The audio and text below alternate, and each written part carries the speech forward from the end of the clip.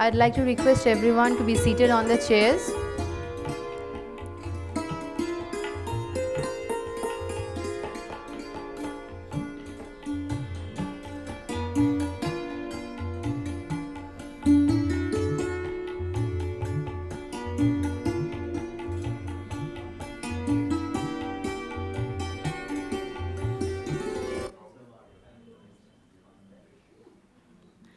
Okay. Thank you, everyone.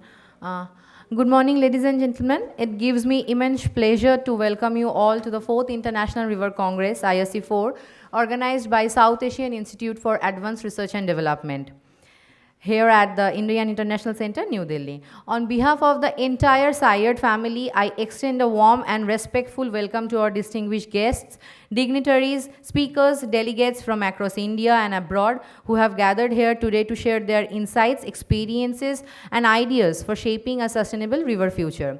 I am Antara Kundu, Program Director, South Asian Institute for Advanced Research and Development. I'll be your host for the day.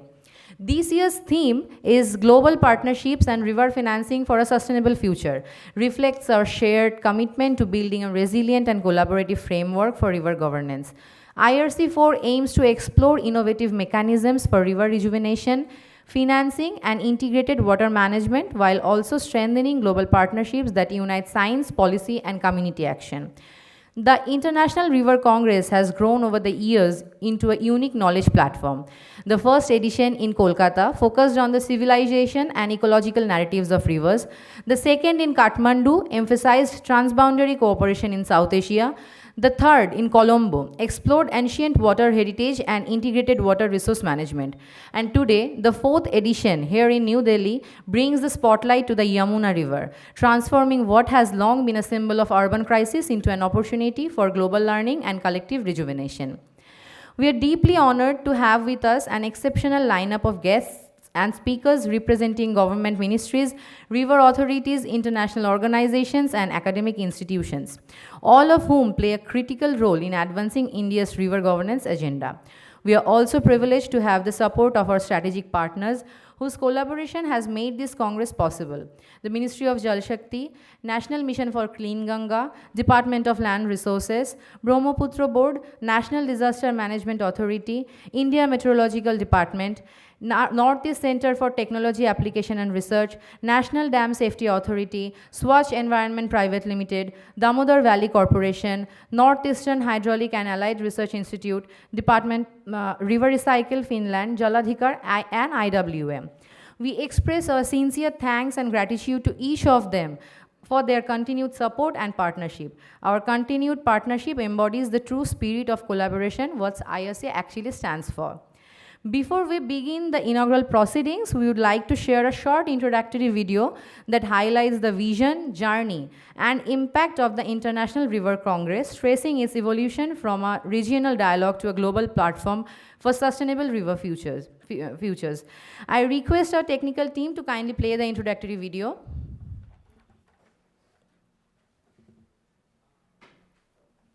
Rivers have always been the epicenter of human civilization. They have nourished, nurtured, and shaped societies across time and geography. From the ancient Indus, Nile, and Mesopotamia to the sacred Ganges, Amazon, and Mississippi, rivers are not just water bodies. They are living, breathing entities woven deeply into our history, ecology, culture, and spirituality. At a time when rivers across the world face mounting threats from urbanization, pollution, and climate change, the need for collective action has never been more urgent. Rivers that once gave life are now struggling to survive. What was once a symbol of abundance is turning into a reminder of our imbalance with nature. In response to this growing crisis, the South Asian Institute for Advanced Research and Development, SAIARD, took a decisive step forward by establishing the Center for River Affairs, or CRA. Since its inception, CRA... Thank you. That beautifully captured the spirit and purpose of this initiative. So now, may I request our distinguished guests and dignitaries to kindly come up on stage for the inaugural ceremony of the 4th International River Congress. We are privileged to begin with Dr. Ranveer Singh, IAS, retired Chairman, Brahmaputra Board, Ministry of Jal Shakti, Government of India. Please, sir, kindly come up on stage and be seated.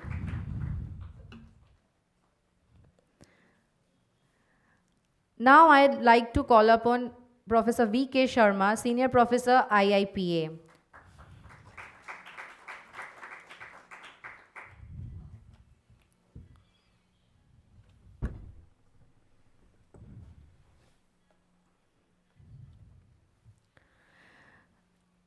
We are honored to have with us Mr. Kenji Matsuno, Counselor, Economic Affairs, Embassy of Japan in India. I'd like to request sir to come up on stage and take your seat.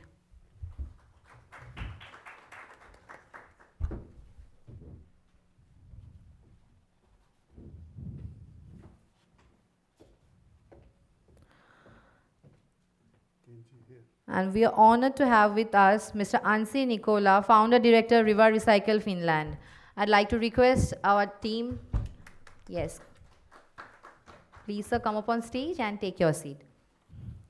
Okay, so now to formally commence this significant gathering, it is my privilege to invite Dr. Bishwit Roy Choudhury, Founder Chairperson of SAIARD, to deliver the welcome address and set the tone for the day's proceedings. Once again, on behalf of SAIARD, I extend a heartfelt welcome to each one of you. Let us work together to make this Congress a milestone in advancing sustainable, inclusive, and globally connected river governance. Thank you. Over to you, sir. Thank you, Antara, and thank you to all the distinguished delegates, Honorable Dr. Ranbir Singh, sir, Honorable Chairman of the Brahmaputra Board, Government of India, Minister of Jal Shakti, Professor V.K. Sharma, sir. V.K. Sharma, sir, is the Professor of the Indian Institute of Public Administration, Government of India, my friend Ansi Nicola from Finland River Cycle, and also Kenji Matsuno, Honorable Economic Counselor of the Embassy of Japan, and all the distinguished delegates from the different academic research bodies, government organizations, industries, and all that. Thanks for joining with us, and thanks to be supporting us in case of the reaching this platform in that way. Unfortunately, due to some official reasons, our honorable minister yesterday late night let me know that he is stuck in Bihar election, assembly election, so he will not be able to join, but he is trying to join virtually from war room also. We have sent, and Manish Bharadwaj and other secretaries maybe will come due to some PM meeting. They are coming in the second half or maybe in the coming during that session. But it's okay, and I will be very happy to welcome you on behalf of SAIARD. As Antara ma'am said, that SAIARD has started its journey since 2019 with a vision, with a mission that to promote the sustainability and to for a greener future prosper. And with this initiative, now I am happy to share that vision of SAIARD has now been extended, and its family has been extended, and SAIARD is now become a group of organizations. And under this group, SAIARD has started its journey under the two wings, that is the Center for River Affairs as well as the Center for Applied Geoinformatics. And now, right now, the Center for Applied Geoinformatics is working as the Radhanath Shikdar Institute of Geospatial Science and Technology. You know the name of RSIGST. And this is another initiative. We are working on the river through our Center for River Affairs since the beginning of our organization. And today, through this platform, we are going to launch our International Institute of River Affairs logo and platform as well, along with the website, and the first river journal, that is the Indian Journal of River Affairs. Because today, as we are gathering here particularly for the purpose of river, so the vision of SAIARD on the river is that river is everything. From ecology to economy, river is everything. It is not just a flow of water, because myself is a faculty in a postgraduate college in the Calcutta University since 17 years. On coming 16th, I will be on 18 years and faculty partnership. But still this platform, I got the opportunity, several works, and on the basis of that platform, I got the opportunity to connect the people like you and like Professor V.K. Sharma sir, Ranbir Singh sir. These are some pioneer organizations, these are some pioneer people, those who are working on the different aspect. And SAIARD, the vision of SAIARD is the multidisciplinary, interdisciplinary, rather say multidisciplinary, I am saying the interdisciplinary, and I am saying always the river, the vision of SAIARD the river vision of SAIARD is the river is everything from ecology to economy. And that's why whenever we have started our journey through that Center for River Affairs, we have used some catch lines. That catch lines are now become taglines, you can say, that is the think river differently. We have converted several initiatives. Even I was lucky that Government of India has appointed me as the G20 steering committee member to focus on the eastern and northeastern India in my state. And there I have been conducted 23 activities on different zone of West Bengal. Among them, for most of they are the climate change, river finance, river sectors on different issues. And with these initiatives, right now we have done this 4th International Congress today. And because last 2 Congress we did in Nepal, as well as hosted by the Nepal government, and before that in 2024 by the Sri Lanka government. And this year we are going to plan this organizing this IRC4 in Indonesia, Bali, because the Indonesia government is interested to host this event. But we thought that this is the national platform, we should use it, and we would like to do that. And through this platform, I am very happy to say that yesterday I got 2 messages from the Honorable Finance Minister, our Government of India, Mr. Pankaj Chaudhary ji, even from the Minister of Jal Shakti of the Uttar Pradesh Sarkar, that they would like to host the next River Congress 5 in Varanasi. So we are planning in a big way in Varanasi, and hopefully we will get the blessings of our Honorable Prime Minister, because he is one of the mentor, you can say, behind the concept of this River Congress or the Center for River Affairs, because his initiative regarding the Ganga, the cleaning, National Mission for Clean Ganga, and several aspects, it is really, really remarkable. And the SAIARD from its very beginning are working on the several aspects of the river, not only thinking river on the cleaning perspective, but also from the research, how technology could be integrated, how business could be generated, how economy could be associated. And as my tagline is that ecology to economy, everything is river. So everything we thought that is related. So still now, the thinking of the river in just the flow of water, the fluvial geomorphology we have learned, because I am the faculty in geography. My friend Professor R.K. Abhay is also here from Delhi University. So we know river in some other way, but we thought that river should be an institution. And that is why we have started the Center for River Affairs. And that center, with your blessings and with our activities, already covered almost 8 years of its journey. And through this journey, we are right now reaching here, and hopefully with your blessings, we will be in some other area. And also I am very much thankful, and I would like to give my sincere thanks to Dr. Ranbir Singh sir, because Ranbir Singh is the chairman of the Brahmaputra board, as you know. And today, through this platform, we are going to sign with collaboration with the 2 central government organizations. One is the Brahmaputra board, along with the Nectar, that is the Department of Science Technology organizations. Besides that, since our beginning, SAIARD is also associated with the 12 central government organizations and several state government bodies, particularly in case of the sustainability, and either it may be the river or it may be the technological aspect. Because we don't see that is each and everything is different. We are thinking that each and everything is collecting a platform, and how one problem can be solved by the other's issues. And that is our main focus, and on that basis we are working here. So I will no longer extend my voice, but it is my sincere thanks to all of you for joining us. Hopefully in this session we miss some officials, our senior government officials, due to their official reason, but they are coming in between and obviously during that program.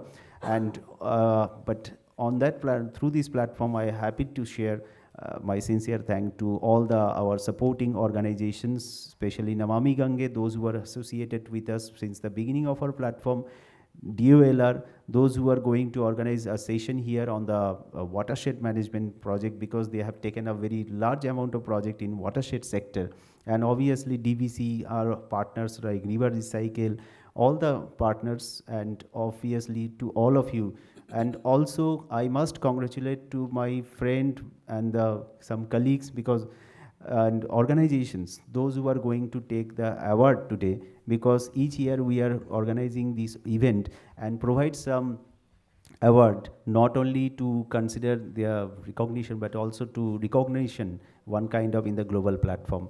So I am very much happy to convey my sincere thanks and congratulations to all of you who will get the award today for doing their good job in the river. And this is not just a award for any memento type, but it's also for support and one kind of recognition for your good job for the river. And through this way, hopefully we could promote it.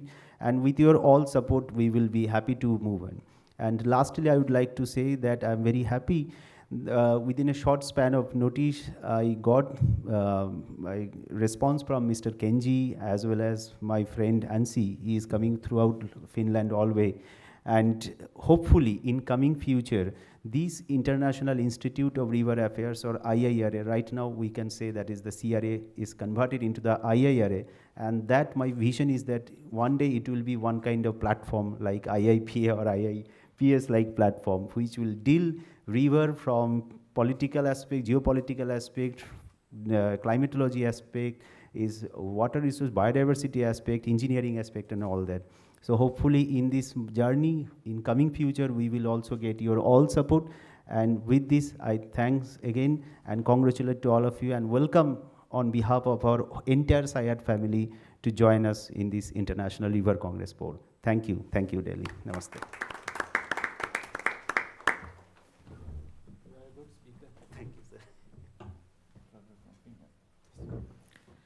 Thank you, sir.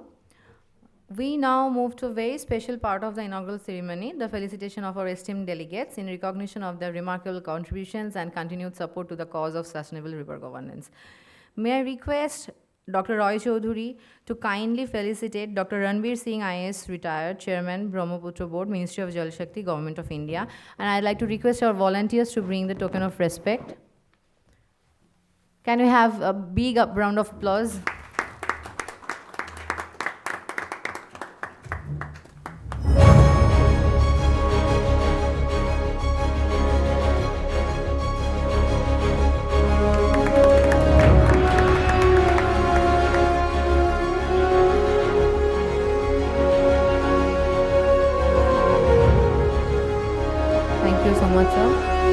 I'd like to request our chairperson to kindly felicitate Dr. V.K. Sharma, Senior Professor, IIPA, Government of India.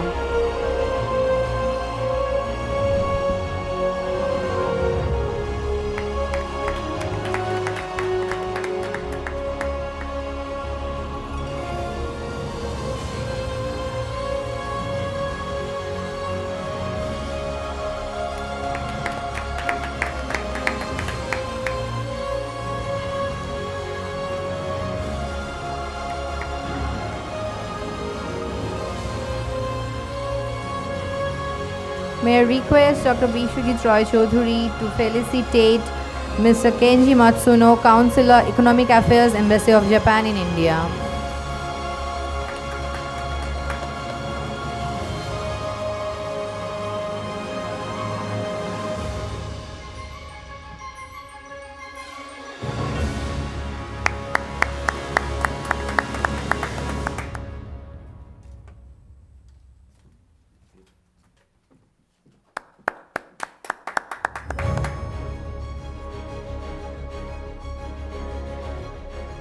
Now I'd like to request Dr. Roy Chaudhuri to felicitate Mr. Ansi Mikola, Founder, Director, River Recycle, Finland.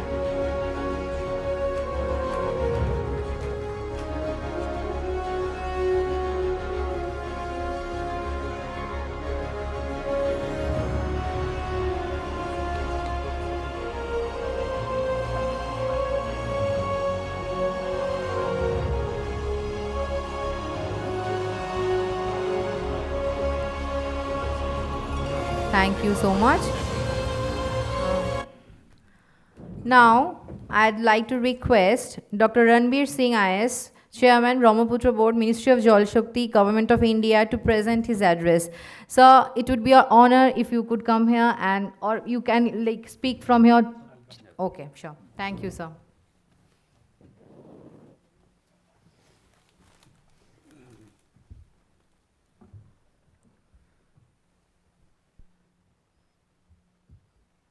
Professor V.K. Sharma,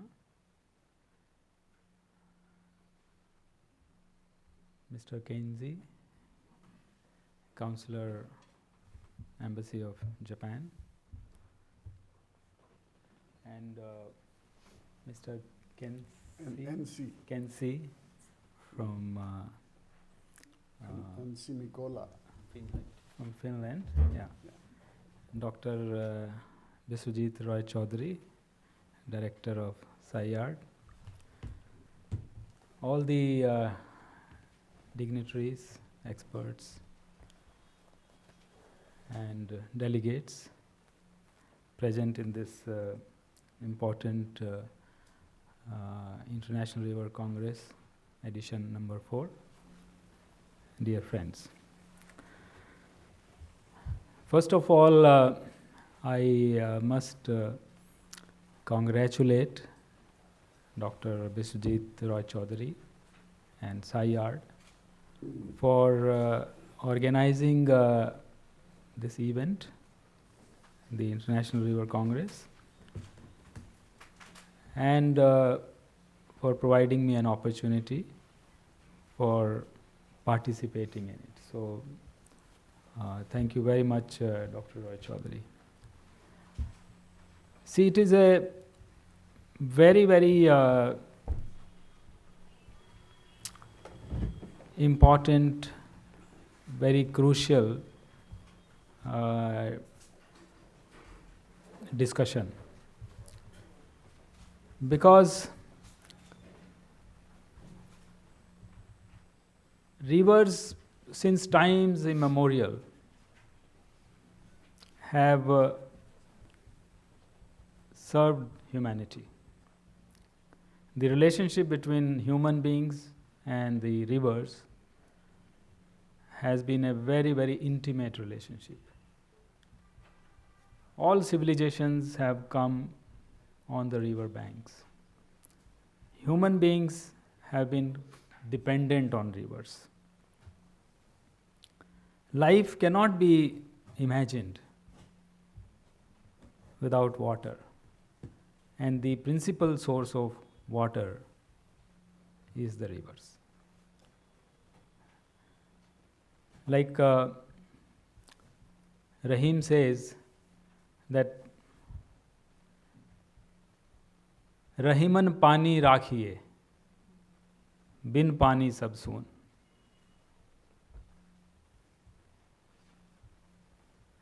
Pani bin na ubre, moti manus choon. So, life is not possible without water, without the rivers. Rivers are important for life and health. Rivers are important for culture and recreation. Our culture is very intimately intertwined with our rivers. Rivers are also the inspiration for spiritual quest and spiritual journey. Rivers are the backbone of economy and livelihoods for the local communities. And today, rivers are also necessary for energy and for transport. Rivers are important from the point of view of ecology, from the point of view of biodiversity and climate resilience. So, for humanity, river is the most important thing. So, it is important to talk about rivers. It is important to talk about a governance framework for the rivers. It is important to talk about how to manage our rivers. And the initiative of SAIARD, I think, is a much needed step in that direction. The journey started in 2019 I think it will go a long way. And it will show the light and direction to our country in our journey for taking care of our rivers.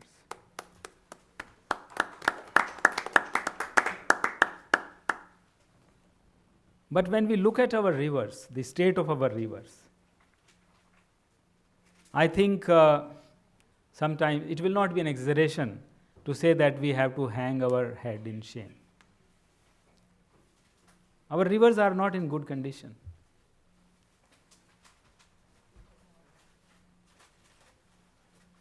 Look at, for example, Delhi. All cities in the country, in fact, all cities in the world, are on the banks of rivers. Delhi also is situated on the bank of a great river called Yamuna. And look at the condition of Yamuna. And since how long people are making efforts to clean up Yamuna, to make Yamuna a river rather than a nala.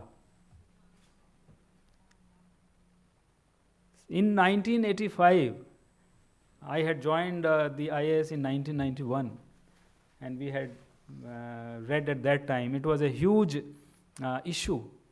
MC Mehta had filed a public interest litigation petition in the Supreme Court of India, seeking mandamus, writs of mandamus, for giving directions to the authorities to clean up the Yamuna River. So the civil society has tried, the courts have tried, the National Green Tribunal tried a lot, Delhi government tried. It started with MCD actually. Earlier everything was with MCD. So the water supply, sanitation, sewerage system, electricity supply, everything was with the MCD. So since those days, but even today, after such a long effort, recently, when at the time of Chhath Puja, there was a lot of reporting about the quality of water in Yamuna and the great concern that was being expressed, that how do you do Chhath Puja in such dirty water, right? That was a major concern. So there cannot be a more pressing and more important issue than discussing how to take care of our rivers. So it is very, very important. Now we have to have a proper system of governance of rivers. We have to think in that direction. So what is happening is that although rivers are very important, we all understand, but nobody cares. Actually, nobody cares. There is no attention in this direction. It is not a huge priority for anyone. It is not a huge priority. It has to become a priority.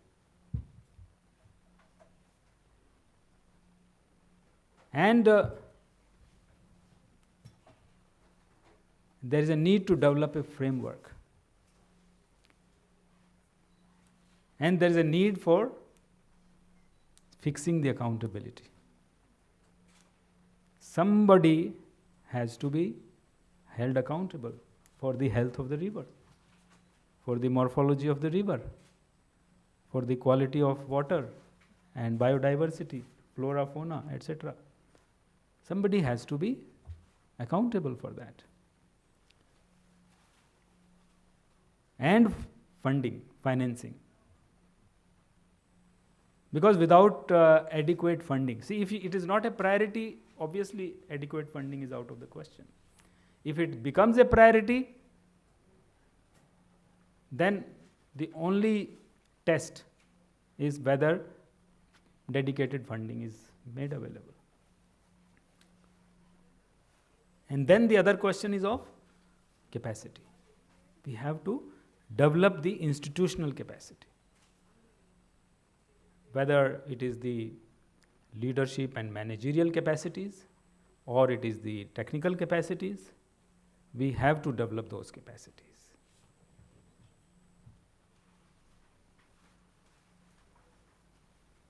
And we have to create awareness.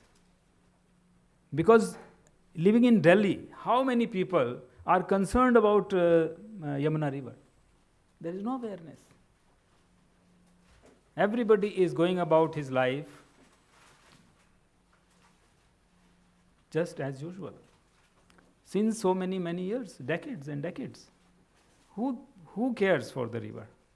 We are polluting the river every day. Everybody is polluting the river every day. Unmindfully. Without any concern. This shows what? This shows that there is no awareness about the significance of having a healthy river for the city. So we have to create that awareness. Unless there is awareness, there will be no demand. And unless there is a demand, there will be no action. We will keep on saving our skin. The whole thing is saving of one's skin. Since MC Mehta times, it is going on. So therefore, for moving forward, we have to build this awareness. The community has to drive the action. And we have to have dialogue. And what SAIARD is doing is taking care of or leading that part, dialogue. Having a dialogue with all stakeholders. You know, water is a multi-stakeholder, multidisciplinary, multi-level concept.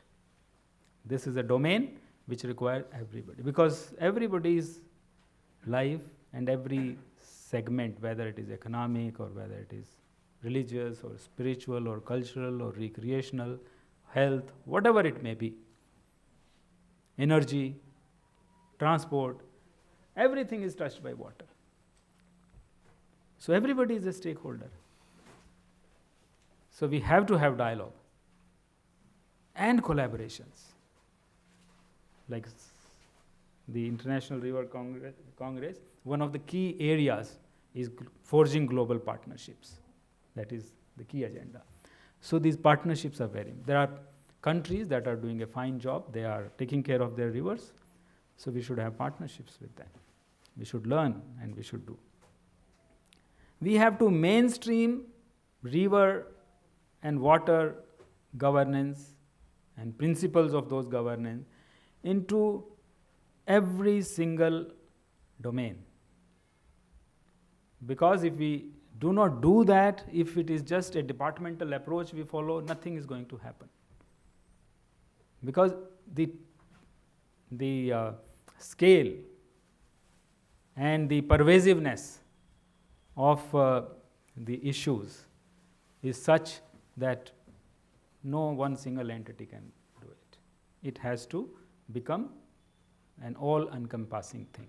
So it has to be mainstreamed into the thinking, into the planning, and into the activities of everything. You have to have a rights-based approach. People have rights, rivers also have rights. So we have to protect the rights of the rivers. And we have to have strong regulation and rule of law. Because unless we have strong regulation and apply those regulations and enforce, we will not be able to achieve the desired result.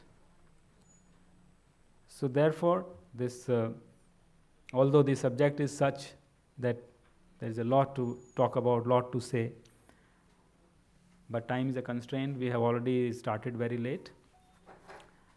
We have an organization called Brahmaputra Board in the northeastern part of India. It is the only board that is constituted under a special legislation of the Parliament of India. And it is charged with the responsibility of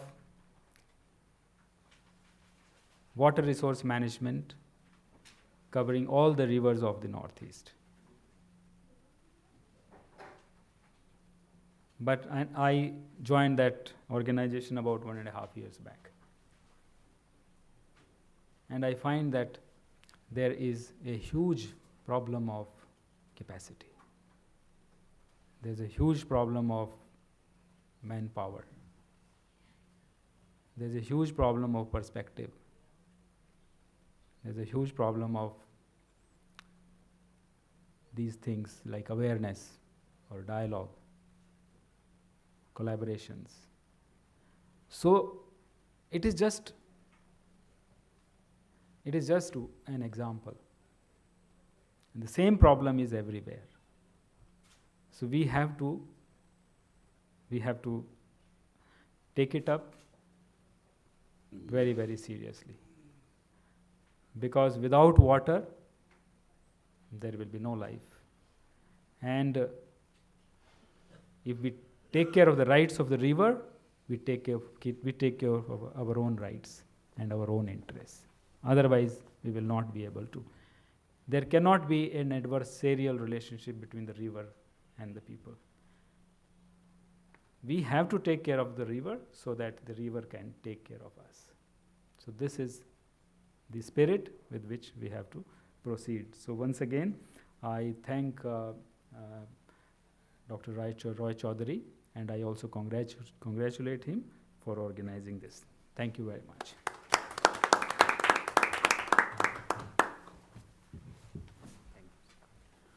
Thank you so much, sir, for your inspiring address. Now I'd like to request Dr. V.K. Sharma, Senior Professor, IIPA, Government of India, to present his address. Over to you, sir.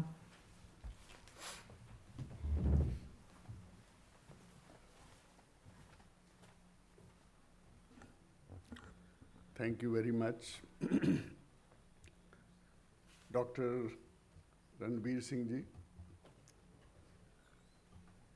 my friend, Vishwajit Rai Chaudhary, Mr. Kane ji, Mr.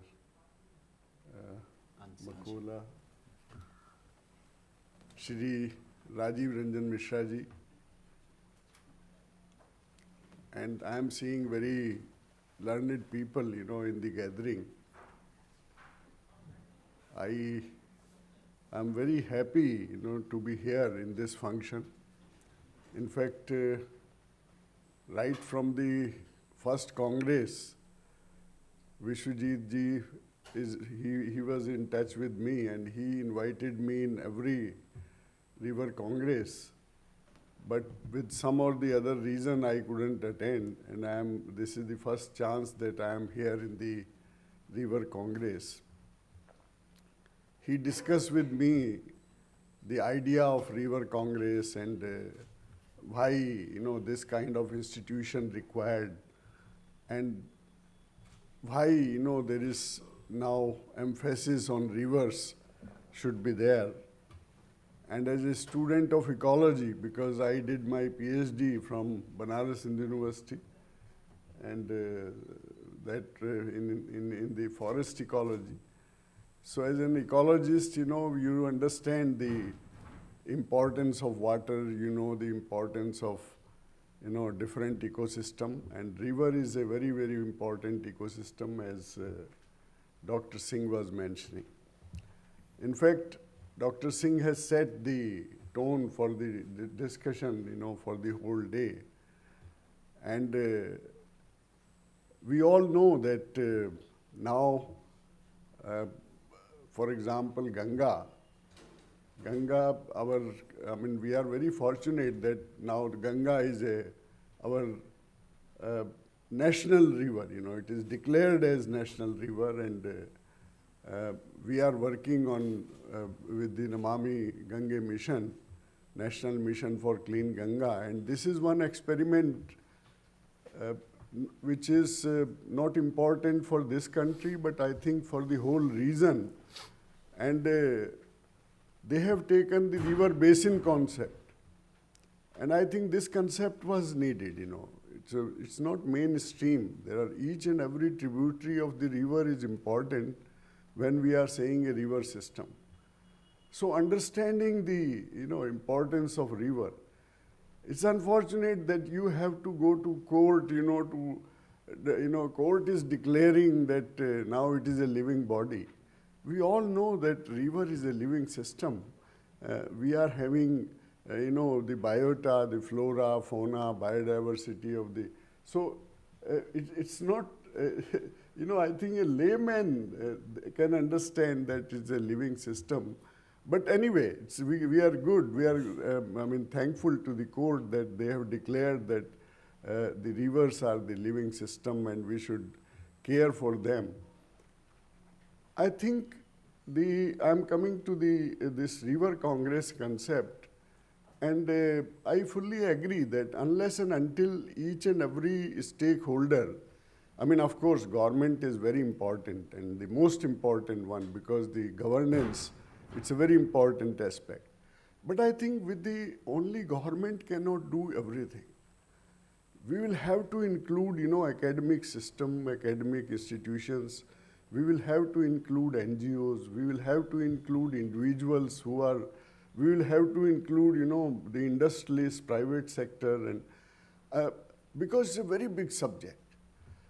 It really need investment because we have, Dr. Singh was very moderate, you know, when he was saying that we have, in fact, we have totally spoiled our river systems. And there was time because ours is an old civilization. We are saying that, you know, it's a 5,000 old civilization and we were doing all.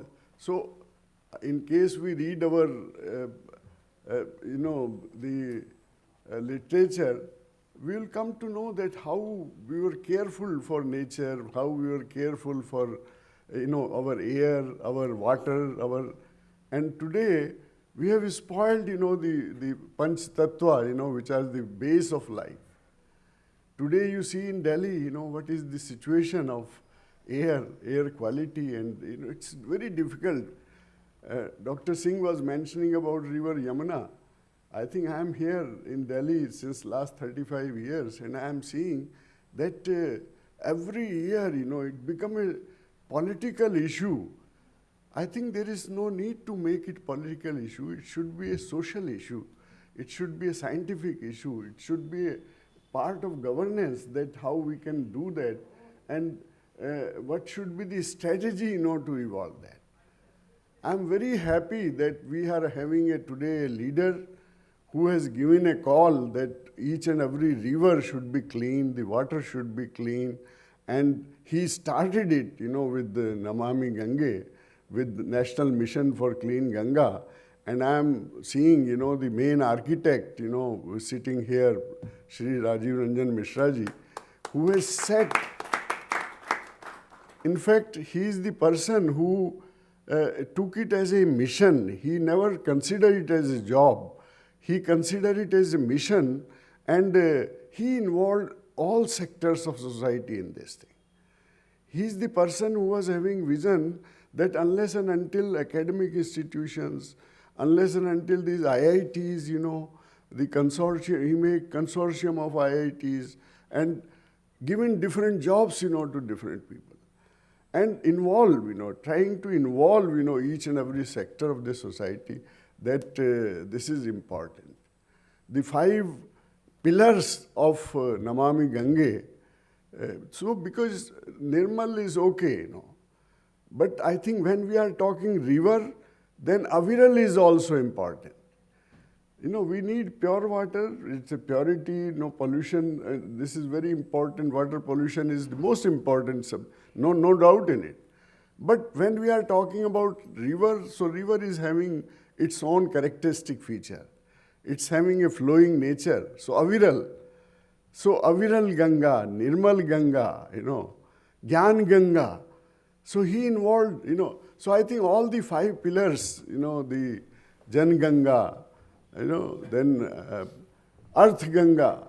So I think this is giving a sort of idea to us that each river, there are n number of aspects, which we can cover. I think the effort which my friend Vishwajit is making, they are very, he has very good intention, I should say. And since last couple of years, he is doing his best, to keep this subject, and focusing on this subject. He is going from pillar to post and trying to explain that how important is, understanding of river, for this country. So as a geographer, because he knows, what is the, importance of water system. He knows the importance of flowing water, this, surface water, stagnant water, difference between the two, ecology of the, two, and all these things. So I think this concept, the way he has conceptualized, it is taking time, but I am sure that with his effort, and in case people like Dr. Singh, people like Rajiv Ranjan Mishra ji, people like, the professors who are sitting here, people from Kenji, and, because Japan is one example. I'm a visiting professor in Kyoto University. I used to go to Kyoto, and I see, how they keep this river so clean, and how they manage it, how they, use a river for tourism, how they, for transportation, so I think that type of experience, that type of international, experience, when we will add to it, definitely, it will give another direction to the South Asia. And this forum, because now, his vision is very big. I wish that he could, continue with this. And with this effort, I am saying that in coming 5 years, this will be a full-fledged international institute, and it will be on in very good footing, and definitely, it will, because he is starting a journal. He's already started. Already started a journal in which the research work and everything, will be published. And so it's a very good platform which is given by this institution. And I'm so glad that, and I'm seeing that it's a very good number, I should say. Let us start, thinking on these things. And this one-day dialogue on River Congress, on different aspects of River Congress, and how, we can contribute to it, I think it will be a very good exercise, and we will be definitely reach to some conclusion and to some recommendations. And everybody is eager, to know that. Because river is, as I told you, many aspects, the natural disaster, this is one aspect. Because India, our main problem is, either flood or drought. So, in the whole region, I think there are so many aspects of river, actually, not only. So that's why the quality, quantity, everything is important in water. And in managing river system, all these aspects will be covered. I am grateful to, this forum that you have given me chance, to talk. And I will be attending. In fact, I came here to listen, the learned people, and to learn actually that what you think about a river. And India is having full of, rivers. We have a network of rivers. And Dr. Ranbir ji, he is heading a board of a male river, actually, the only male river in the country, Brahmaputra. So he is very important for us, and I am glad that they are joining hand with SAIARD and trying to collaborate, So I think we need more and more collaboration like this. And so I wish you all the best. And I will be, as I told you, that I'm here to learn many things, from the learned people who are sitting in the gathering. Thank you very much.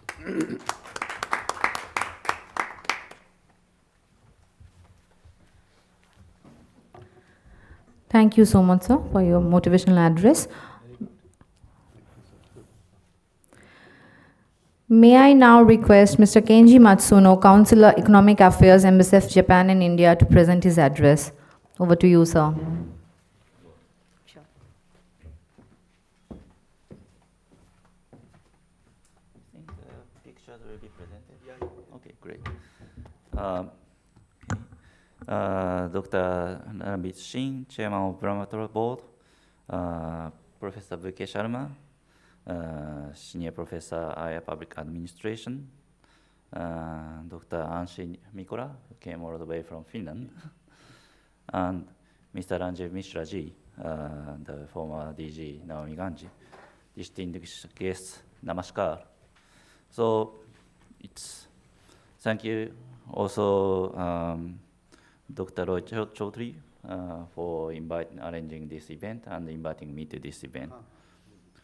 So let me start with, yes, I prepared some pictures which comes a little bit late. But let me start with the Japan-India cooperation. We have a long history of cooperation in the field of river management and water management. We are very proud that we have maybe a little bit contribution to the sustainable development of India through supporting initiatives through JICA projects such as Swachh Bharat, Namami Gange, Jal Jeevan, and Amrut. We are having a lot of JICA projects around the country.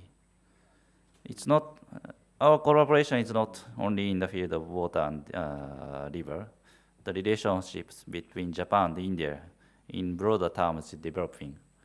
This summer, during Prime Minister Modi ji's visit to Japan, the two leaders jointly announced the vision of cooperation for next 10 years. It includes a wide range of areas, including private investment, technology and innovation, and people-to-people collaboration. We recently had a new Prime Minister, Ms. Sanae Takaichi. She talked with Prime Minister Modi ji just after her appointment.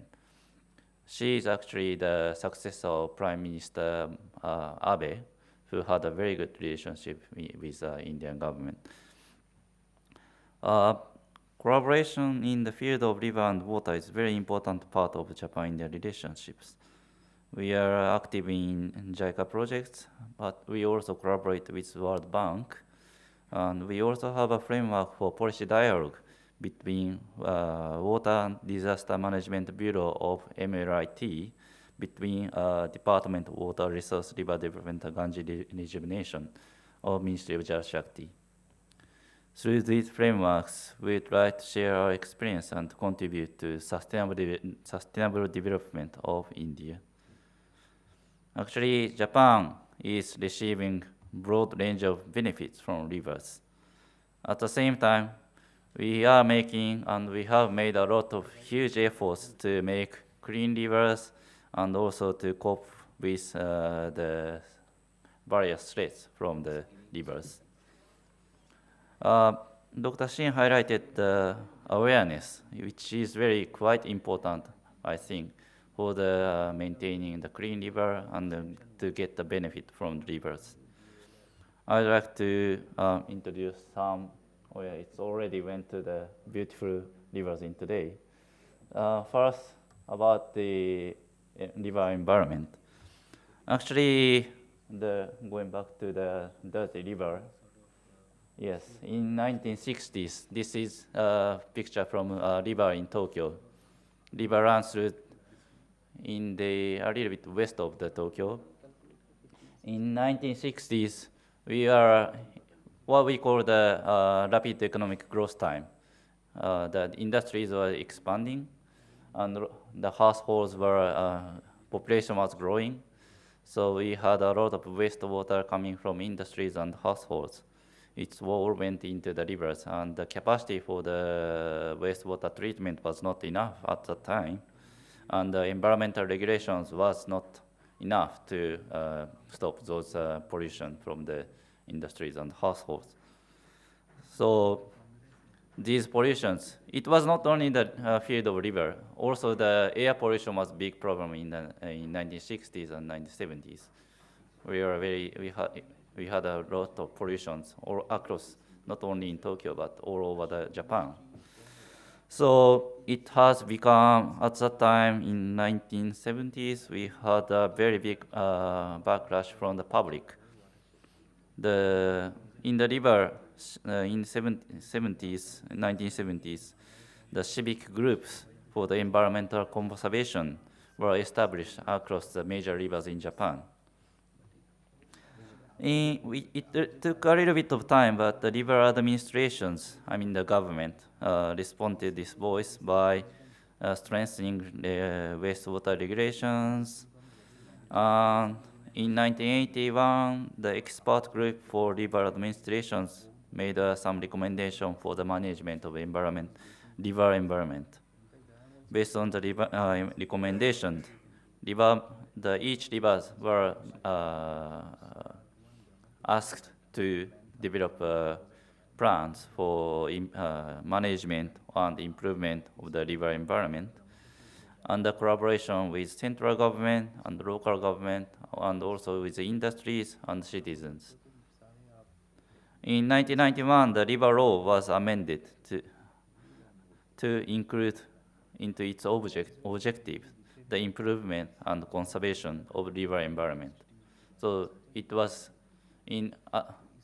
after 20 years of the works, the river environment was formally stated as an objective of the river administration in the national law.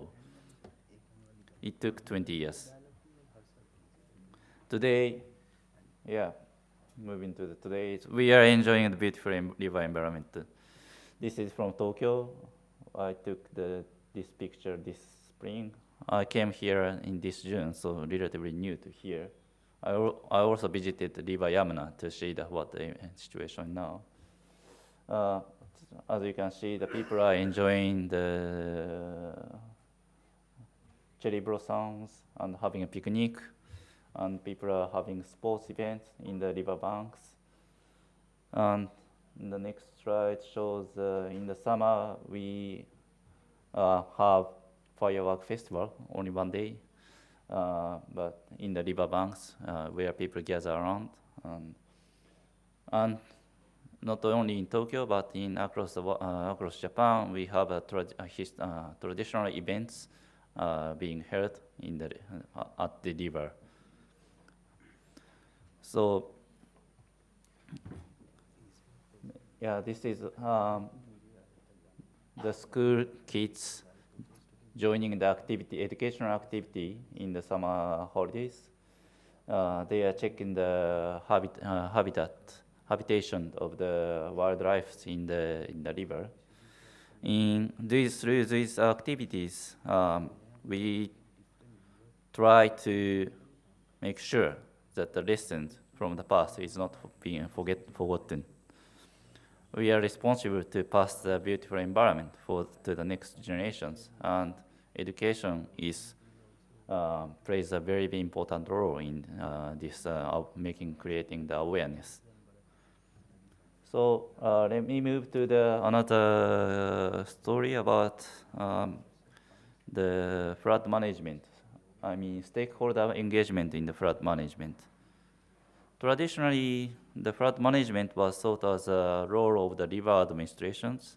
That means that rivers are expected not to flow the water into the urban areas or cultivated areas or industrial areas. So we are traditionally asked from the industries and city administrations not to develop huge banks and dams to prevent the floodings. But as you know, with the strengthening impact of the climate change, it has become increasingly aware that the river administration alone cannot protect the people and the industry, economies, agriculture from the threat of the floods.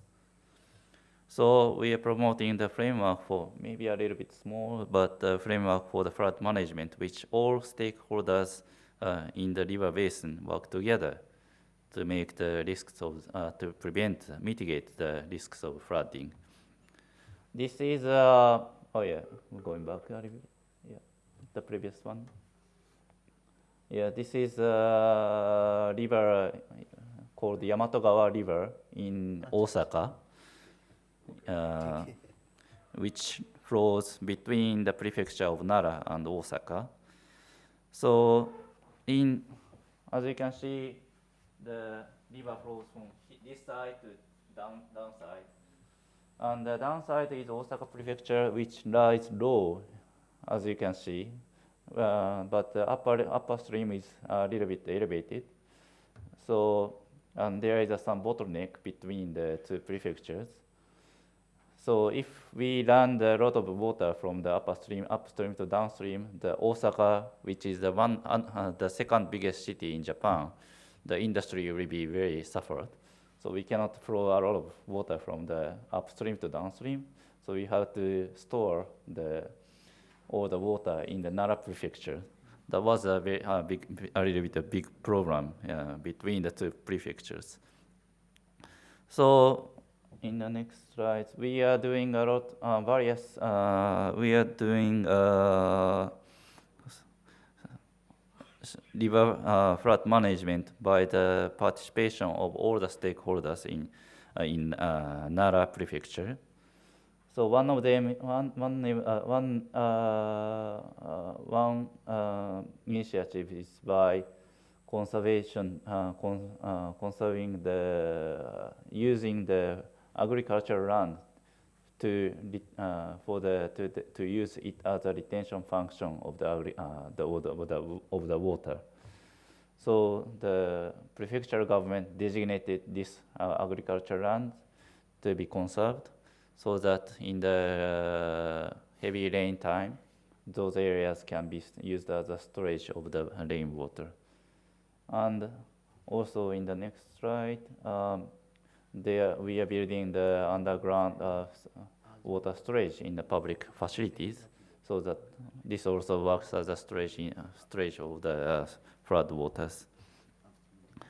But this, especially the designating the agricultural land as a water reservoir, it needs understanding and from the agriculture sector. We are getting the consent from all the farmers, and it realized after the long time of discussion between the river administration, other local people, and prefecture, central government, all the stakeholders are put together to understand what we can do to to protect the people from the floodings and raise awareness. They are also doing the education programs in the schools, like a site visit over those areas to raise awareness about what we can do to protect all the people from flooding. So these examples, I'd like to say again, but these examples highlights the importance of the stakeholder engagement in the sound river management. In this regard, I'd like to congratulate SAIARD for organizing this event to bring all the stakeholders together for the better future of the river.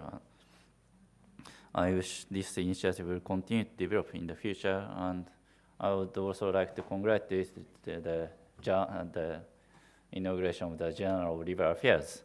We would like to contribute to share our experience in Japan. Before closing, I'd like to mention one thing about this India International Center. There is a foundation stone outside the main dining hall, and actually the foundation stone was laid by our His Imperial Highness Prince Akihito in 1960. He served as emperor, and he's now Emperor Emeritus. But yeah, he came here during his honeymoon trip in 1960, and he laid the foundation stone. He actually revisited here when he was emperor in 2015 and met with people who made a significant contribution to Japan-Indian relations. I'd like to thank you for choosing this important place for this event. Finally, the cooperation between Japan and India is like a river, flowing powerfully, steadily, and ever expanding, and bringing the great benefits to the countless people in both countries. So I'd like to thank again and congratulations for this event. Thank you.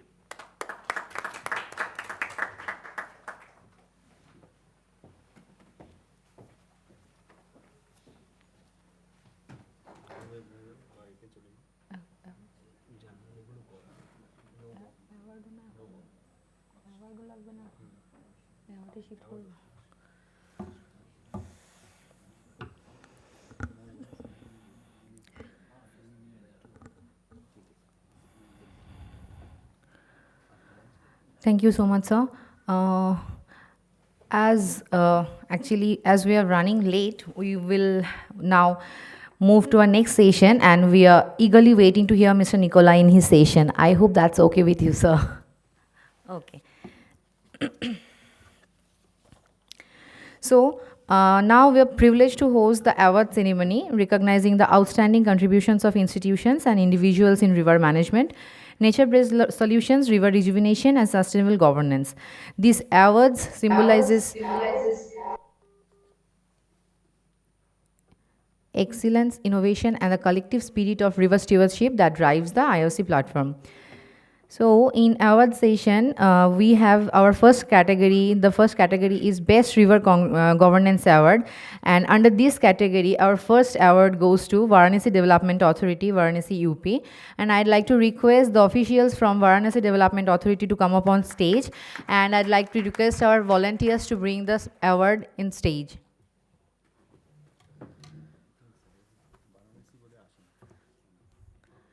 Okay.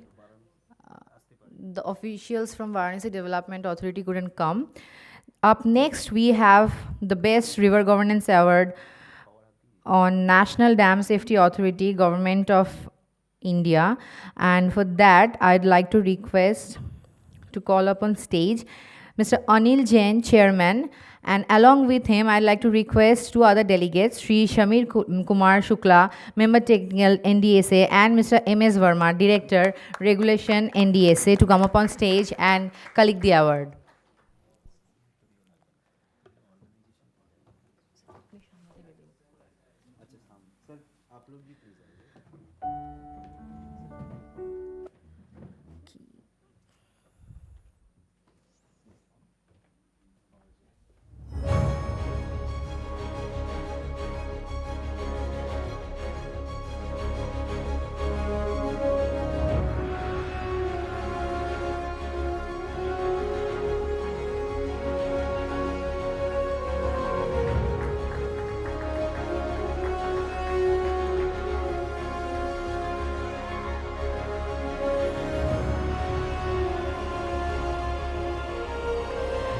Up next, we have the Best River Governance Award for Brahmaputra River Board, Ministry of Jal Shakti, Government of India. For that, I'd like to request Dr. Ranbir Singh IAS to collect the award, and along with him, I'd like to request Dr. Ranjit Dekar to join up on stage.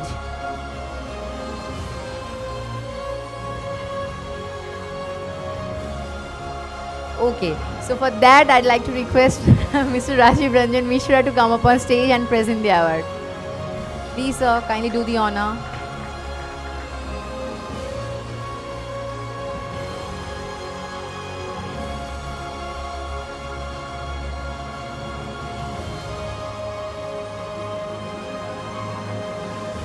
Can we have a big round of applause, please?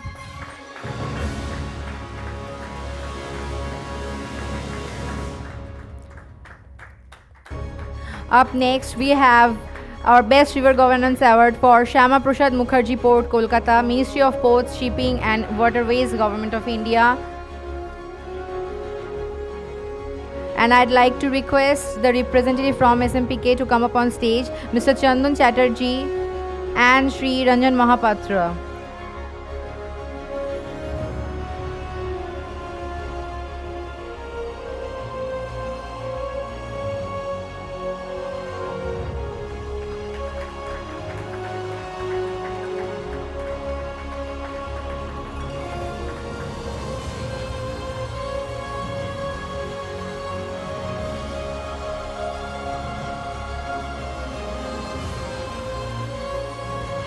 Our next category is Best Nature-Based Solution Award, and this award goes to Department of Geography, Chhatra Ramai Pandit Mahavidyalaya, Bankura University, West Bengal.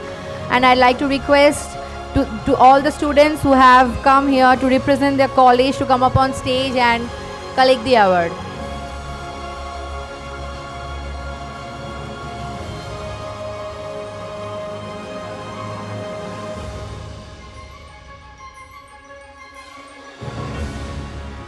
Can we have the Professor Dr. Abhishek Shaha, Assistant Professor, Department of Geography, on the stage?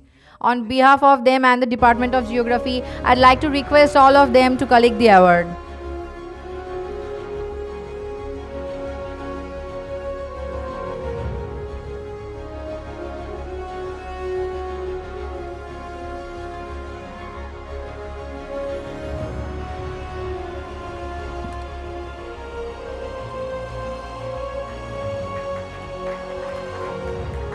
This college has done a wonderful job on the river Darokeshwar. They have completed almost 2 GP Gram Panchayats and covering almost 23 villages and supporting the pottery industries and all that, promoting them for the sustainable livelihood. And we are very much honored to providing this award to them. And I request the hall to give a big round of applause. मैं कभी-कभी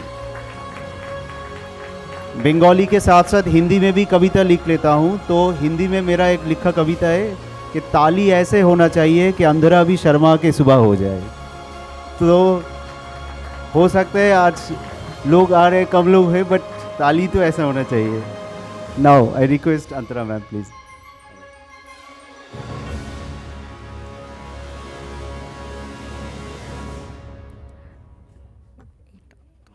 Our next category is Institute of Eminence Award, and this award goes to Indian Institute of Public Administration, IIP, Government of India. And I'd like to request Dr. V.K. Sharma to collect the award.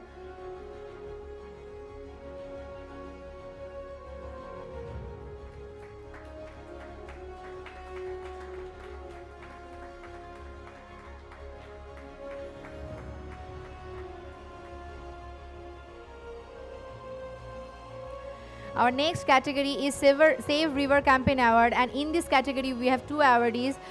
The first award goes to Dishari Shankolpo, and I'd like to request Mr. Tuhin Shubhra Mondol to come up on stage and collect the award on behalf of Dishari Shankolpo for saving Atrey River. This award is for Save River Campaign Award.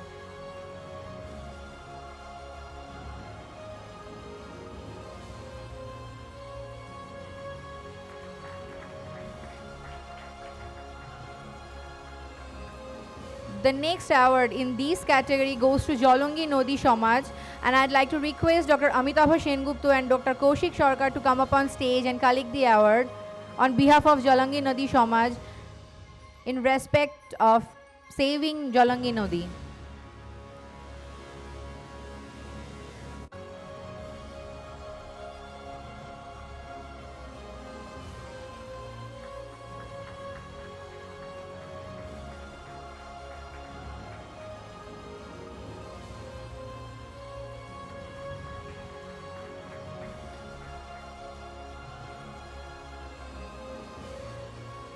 Our next award category is Best River Scientist Award, and this award goes to Professor Venkatesh Datta, PhD, Head, Department of Environmental Sciences, Baba Saheb Bhimrao Ambedkar University, UP. Unfortunately, he couldn't join us due to a meeting, so I'd like to request to collect the award. Okay. So our next award category is River Stewardship Award, and this award goes to Dr. Abhishek Shaha, Assistant Professor, Department of Geography, Chhatra Ramai Pandit Mahavidyalaya, Bakura University, Bakura, West Bengal. I'd like to request sir to come up on stage and collect the award from our dignitaries.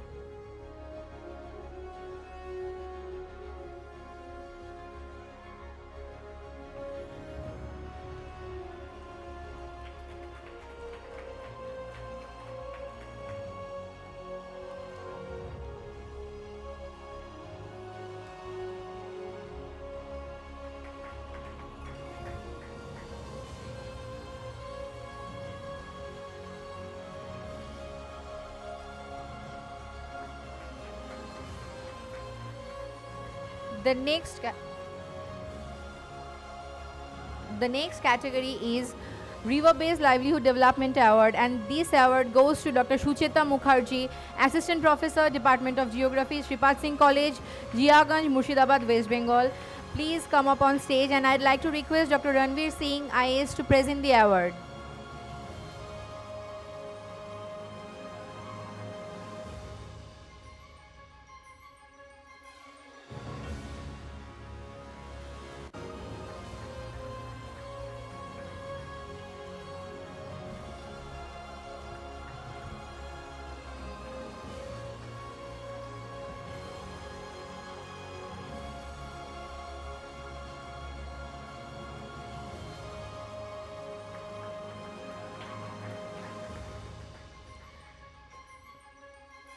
Next category of award is Professor S.R. Basu Memorial Award, and this award goes to Dr. Vimal Khavas, Professor, Special Center for the Study of Northeast India, Jawaharlal Nehru University, New Delhi.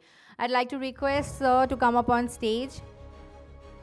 And I'd like to request Dr. V.K. Sharma and Dr. Ranveer Singh to present the award jointly to Dr. Vimal Khavas.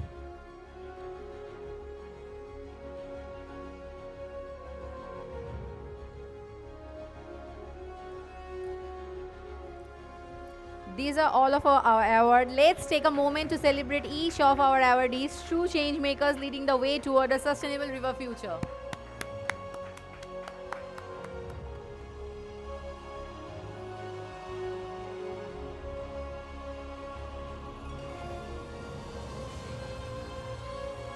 Yes, I'd like to request all the awardees to come up on stage and we will have a group photo together. Can we have all the awardees on stage, please? Okay, yes, everyone can join here together and we will have a photograph for memory.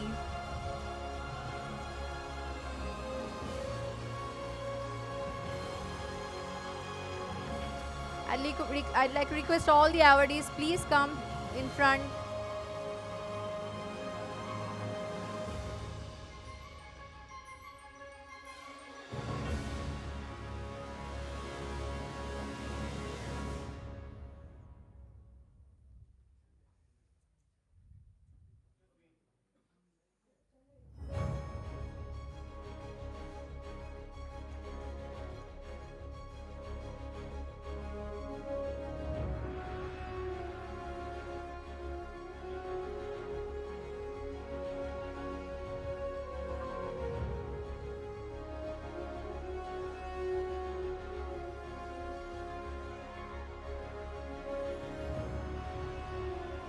Thank you so much, everyone.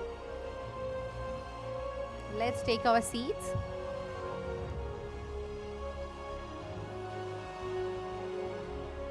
Thank you to all our distinguished guests and awardees for their inspiring contributions. Now we move to one of the most awaited moments of this morning, the inauguration and launch ceremony. SAIARD has always believed that true progress lies in creating knowledge platforms that connect research, governance, and community action. Continuing this legacy, today marks the formal launch of two important initiatives under SAIARD's flagship program. And I'd like to request Dr. Roy Chaudhary to come here and announce those two initiatives. Over to you, sir. Thank you, Tantara. And now the moment has come where we are going to launch another initiative of SAIARD, that is the Center for River Affairs. I have been mentioned that it is now through our trustee body resolution has been converted into an institute, and whatever our honorable dignitaries mentioned regarding the importance of the river, and with this mindset we have looking forward to develop that platform into an institute, that is the International Institute of River Affairs. And we are looking forward to connect all together, my friend from Indonesia, Japan, in Finland and other countries. India is also definitely. So with this initiative, we'll be very happy to have that platform in a bigger sense. Hopefully in coming future, it will be a platform to make a banyan tree for river initiatives in case of both in upper and lower set. So I request to my team, please bring the logo, to unveiling the logo of the IIRA and in this platform, and also the journal we are going to publish here, and the website which we have been developed through this platform. I will request to the technical team to display the website if possible. iira.org.in. Please bring the logo, Antara ma'am.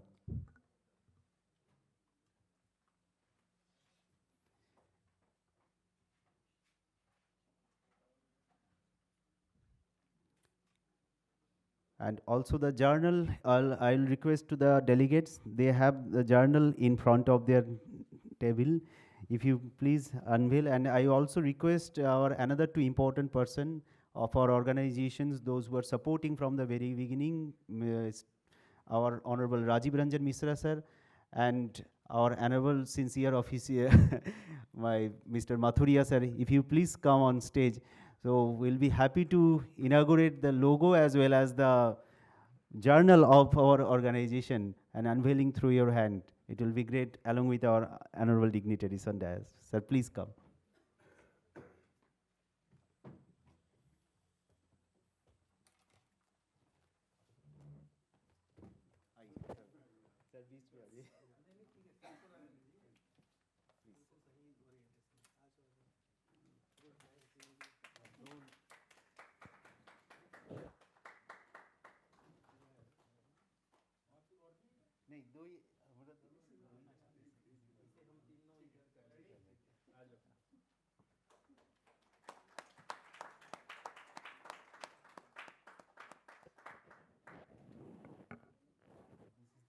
The journal, maybe it's a first draft.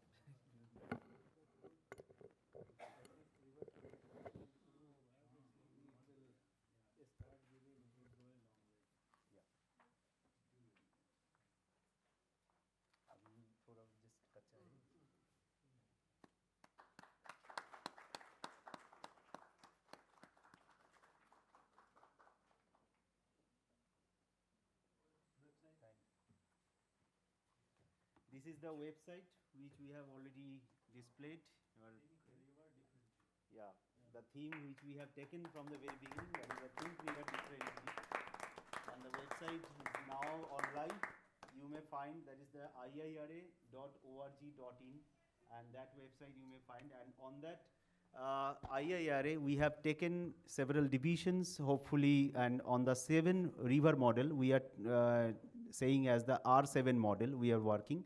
If you go to the About Us division, you will get everything, but due to the shortage of time, it will not be possible.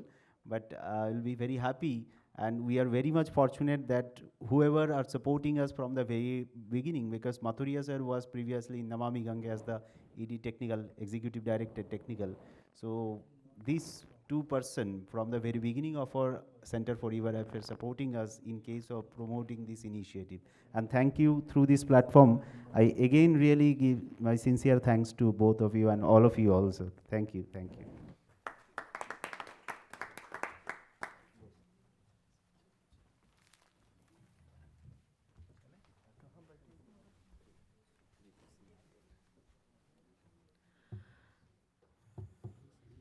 Thank you so much, sir.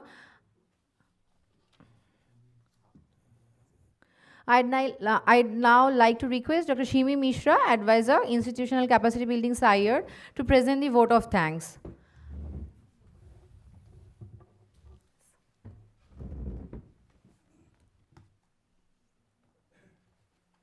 Over to you, ma'am.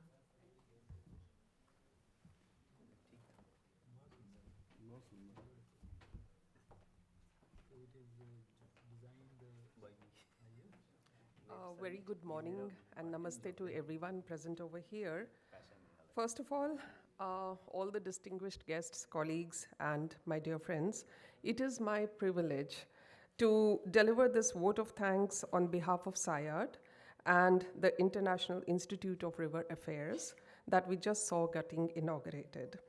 And my deepest gratitude, first of all, goes to our mentor-in-chief and in spirit, none other than the Prime Minister himself, Shri Narendra Modi ji, and the chief guest, Honorable Union Minister of Jal Shakti, who is not present over here but is there with us in many different ways. Both of them have displayed leadership, have displayed courage, and have displayed the openness to listen to what the grassroots and the research is saying about what can be done to attend to this problem of water and rivers in specific.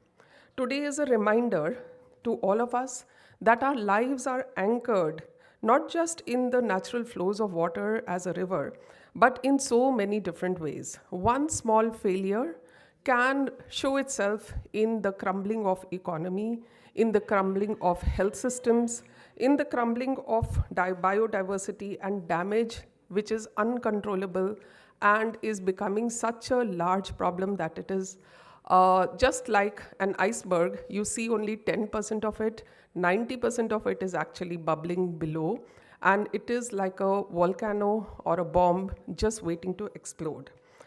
But technology gives us a huge hope. I was just talking to Dr. Nupur and to Yashwantji and some other delegates over here before the session. And it seems that, technology is here to rescue us once again in the sight of, or in the form of irrigation, in the form of fisheries, in the form of what is to be done to sequester the carbon dioxide that is being released in such large amounts, and the effluents and so many different things in which the rivers, even though silent, are getting abused on a daily basis.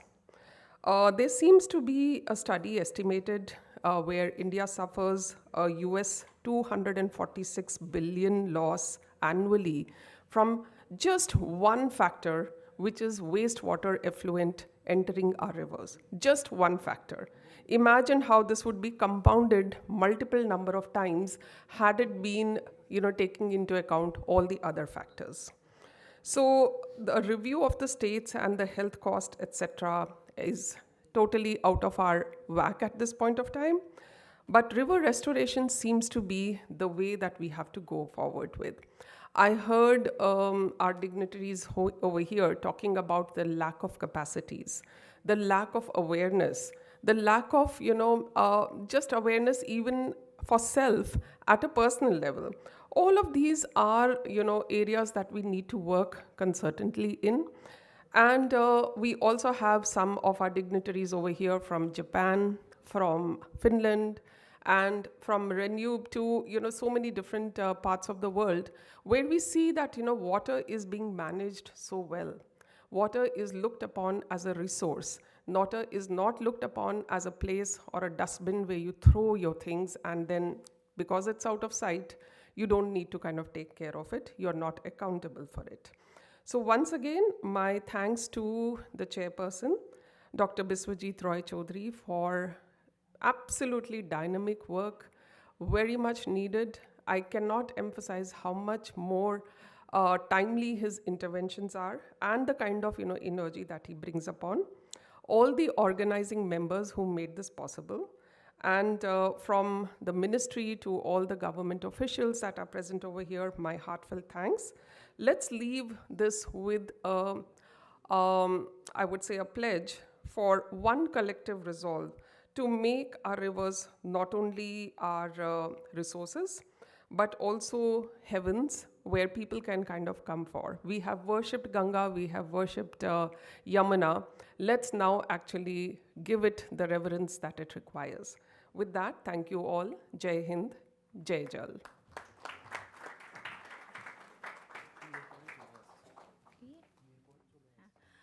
Thank you, ma'am. We now take a short break for tea and refreshments. Please join us in the lounge area just outside the hall and use this opportunity to interact and network with fellow delegates and speakers. We will reassemble here in 15 minutes for the special roundtable on the Yamuna from capital's crisis to a global model of river rejuvenation. Thank you all. Next special session, special roundtable on the Yamuna from capital's crisis to a global model of river rejuvenation.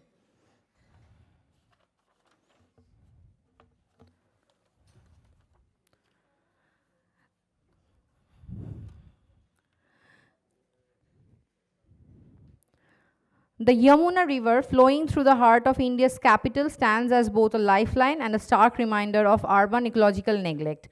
Once revered for its cultural and spiritual significance, the river today faces severe challenges from pollution, encroachment, and unregulated urbanization. However, Delhi's renewed focus on the Yamuna's revival offers a transformative opportunity to turn this environmental crisis into a global model for integrated river rejuvenation. Today's session will be chaired by Mr. Rajiv Ranjan Mishra, IAS, retired, former Director General, Namami Gange, Ministry of Jal Shakti, Government of India. I'd like to request Mr. Rajiv Ranjan Mishra to come up on the stage and take his seat. Please, sir, kindly do the honor.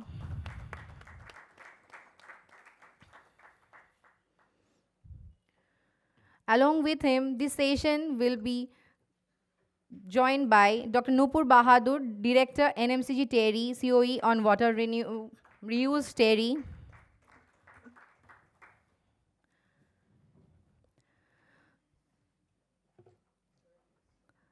Can we have Dr. Pradeep Kumar, Scientist E, National Institute of Hydrology, Ministry of Jal Shakti, Government of India on stage, please? May I request Mr. D.P. Mathuria, Chief Engineer, Central Water Commission, MOJS, Government of India, to come up on stage, please?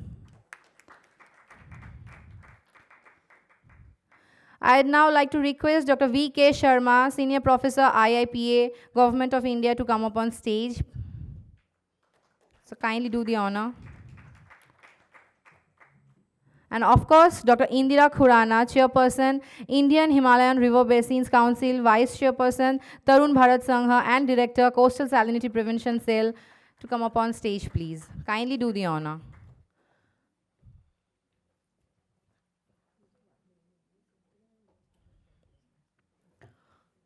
I'd now like to hand over the mic to Mr. Rajiv Ranjan Mishra, IAS, retired, former Director General, Namami Gange, Minister of Jal Shakti, Government of India.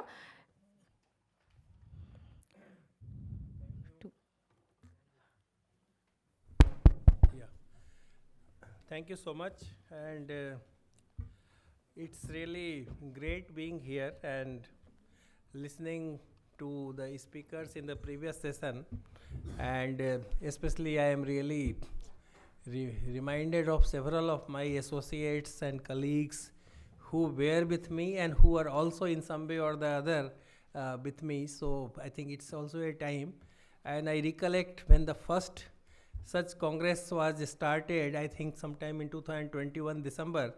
That was more or less my last week in office. And Biswajit's enthusiasm was so much. Of course, I requested him not to come there because I wanted to do a lot of things in last 1 week. I mean, you know, we always have this foolish idea that we have to do a lot of work and then complete certain things. So I think I recollect those days, and in some way, the kind of enthusiasm and energy Dr. Biswajit Roy Chaudhary brings, actually, it's very infectious, and you all feel like enthused and doing something. So in some way, I have been associated with the growth of SAIARD at different congress, different thing, and one is really very happy to see that today, I mean, on the subject of river science, a kind of journal he has got launched, and I'm quite sure it will give opportunity to a lot of people, lot of my distinguished panelists who are here. Some of them are actually working scientists or working professionals in office. And often they don't find time to publish their work, especially for the government officers I am telling. Of course, there are professional academicians who publish a lot. So I think your experience of working with river science and river will be there. And it's also very important to look at river science because it's not one discipline, it's a multidisciplinary thing. And one has to really start understanding river to really start rejuvenating it. So it looks very simple. Who does not know a river? All of us have been near a river, we have seen a river. But when you ask certain questions that what can you do, often we have not been able to be very successful because we have not understood the river fully. So to understand it in all aspects, because we all will have in our career one particular discipline or one particular specialization, we will view it from that point of view. So typically it's like the blind man and elephant story. So you think of the river from that point of view, whatever part of the elephant you touch. And when we talk about integrated river basin management plan, or in the urban context, urban river management plan, these are all nothing but an approach or an attempt to bring everything together. So when we with the topic of this panel discussion, because I will try to be very brief and give maximum time to the panelists, but I will also remind them because we really have started almost half an hour late at least. So I think we had to stop at 1. So Biswajit, when should we stop? So 1:30. I think that gives us roughly 40 minutes from now. So I think in first round, I think 5 to 7 minutes, I think I will request everyone to share your thoughts, and then I think we can again come back and share it. But I think just to set the context, the topic is very, very interesting. I mean, when we worked on Ganga, one thing is, let me also tell you that when Namami Gange was launched, I was lucky to be there pre-Namami Gange and continue post-Namami. So I have seen the transformation and literally gone through the change in our understanding of a river basin. So first of all, please understand that Yamuna rejuvenation is also part of Namami Gange program. Because often people say we should have a mission like NMCG for Yamuna. The mission is already there. So I think that shows in some way we have not understood we do not have a very integrated approach about Yamuna. Now Yamuna is one story. Here we are basically talking about capital's crisis to a global model of river rejuvenation. So here we are actually Delhi centric. Now often in Delhi, most of us are in Delhi, we always keep on hearing that Yamuna is a dead river. It dies in Delhi. There is no river left. They are common thing. But don't think that Yamuna is a dead river, not at all. And even for Delhi fellows, it has reminded them in last 3 or 4 years with the floodings. So it has actually reminded you that Yamuna is very powerful, it's very much live, kicking, and if you don't respect, start understanding it, it can also create a lot of problem for you. So that's one. And Yamuna, you know, Ganga gets lot of fresh water from Yamuna in Prayagraj. The same Yamuna which you abuse so much or which you feel is very weak in Delhi, the same Yamuna brings lot of vigor to river Ganga in Prayagraj because it gets lot of fresh water from Chambal. So I think it's all how you put a particular question and how you see a particular question. So I think that's very clear. Now Delhi, when you look at Delhi, the real problem for Yamuna is Delhi is too big. We all start our journey on the bank of a river when the civilization is small and we start as a village, we grow as a city and then big city, mega city. And then what happens, the problem of Yamuna in Delhi is, the Yamuna is lost in Delhi. I mean, I have gone through this exercise and I know if you ask lots of young people, why young people? Lots of people in Delhi, how to reach Yamuna Ghat. Not everyone is aware. I mean, now recently we had Chhath and there's a lot of publicity and people will know. The way people know about how to reach Ganga bank, the same kind of situation is not there in case of Yamuna. People have turned their back onto Yamuna. So one challenge which emerges, which I think the panelists will cover some of the challenges. I am only trying to very quickly flag some of the issues. That how to bring back connection. How to bring people back to take interest in Yamuna. So I think I am starting with people because that's the most important challenge. We can talk about STP capacity, the gap in capacity, the reuse and several technical things we can talk. But this is the major challenge. You know, when we started Namami Gange program in some of the first meeting with Honorable Prime Minister, he said very clearly, which I was recollecting during my tea break with some of the friends, that if you keep on cleaning, if you keep on constructing STP, if you keep on doing all these things, but if people keep on making it dirty, how any river can be clean? So that's the thing, that you have to bring people, youth, students into this story. And that's why he very clearly told that involve district administration, involve volunteers, involve students. So okay, you keep on doing your work and construct projects and infrastructure, improve there, but the first thing should be how it will sustain. So how people can be part of it. So that was a challenge in Ganga. It is still a challenge everywhere. For any river, it's a big challenge in Delhi. Not so much in Yamuna, in other parts. Mathura, Vrindavan, yes, river is dirty, Agra, but people still have connection with the river, but that connection is very weak. Though you know, I mean, this is the same city, 100 years back, even earlier, I think most of the development was river-centric. Yamuna was the heart of Delhi. So I think that is the challenge. So when you say the capital's crisis to a global model of river rejuvenation, the journey is long. I mean, that should be very clearly understood. Now, I think few other things. Delhi also is a place where water supply is a problem. I think many people understand that we get water from Yamuna and perhaps Ganga, but Delhi is dependent upon lot of external sources of water, right from the Satluj. So I think when the discussion goes, what can be done, and no river is a river unless there is a good flow. So I think water quality is always taking the concern for Yamuna, but actually flow is a major part. So I think when we started learning from the Ganga mission, you have to think in terms of Nirmal Ganga or Nirmal Yamuna. So Nirmalta is one thing, the cleaning is one part. Second thing is Aviralta, how to bring back the flow, how to restore flow. So I think that's, and also restore ecology, because ecological restoration is the real thing. So this is very important, which we have to look at. So I think water quality, we know that we have lot of treatment capacity, lot of new STPs have been built up, but the challenge is still there are gaps, still there are colonies which are not connected to any kind of sewer line, there is no formal system. So I think still 1/3 of the Delhi has no connection with any kind of sewerage system. I will be very liberal with my numbers because I don't want to get into the exact number, and so I think roughly 1/3 it can be more. Whatever capacity of the STPs are there also, they also do not work properly, and then they also don't meet the compliance standards. So I think that's the challenge. Now, you have to bring flow, you have to, but I mean, I am not a believer that solution to pollution is dilution. I mean, that's an impact, but that's not the right way in my opinion. We must clean ourselves. All rivers are clean, we are not clean. So I am telling you, we have to clean ourselves.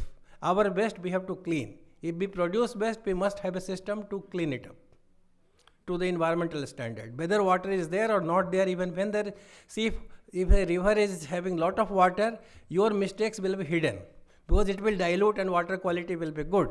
But a day will come when it will grow and then the river will not be able to maintain that flow and then you will have a problem. So we have to do both. In case of a river rejuvenation, it's not either or, it's and. Everything has to be done. So people have to be brought back. So a lot of good riverfront projects are also happening.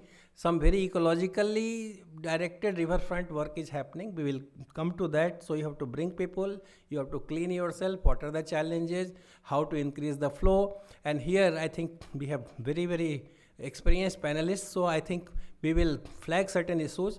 Mr. Mathuria ji is working in CWC, Chief Engineer. He has also worked in Ganga Mission. So maybe what are the projects, what are the initiatives which are actually happening to bring back the flow, to improve flow. There are several projects, Renuka, Kisau, Lakwar, etc., etc. So little bit please tell, so that I think what's happening on the front of flow, let us try to do it. What's happening on the front of environmental flow? I mean, the environmental flow is basically the minimum flow.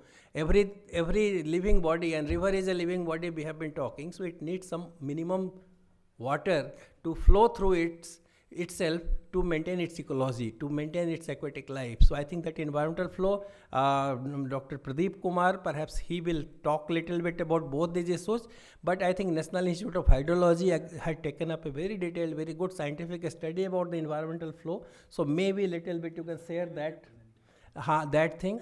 But presentation, I think I am really scared because we really don't have time. So if you have a presentation, be very quick.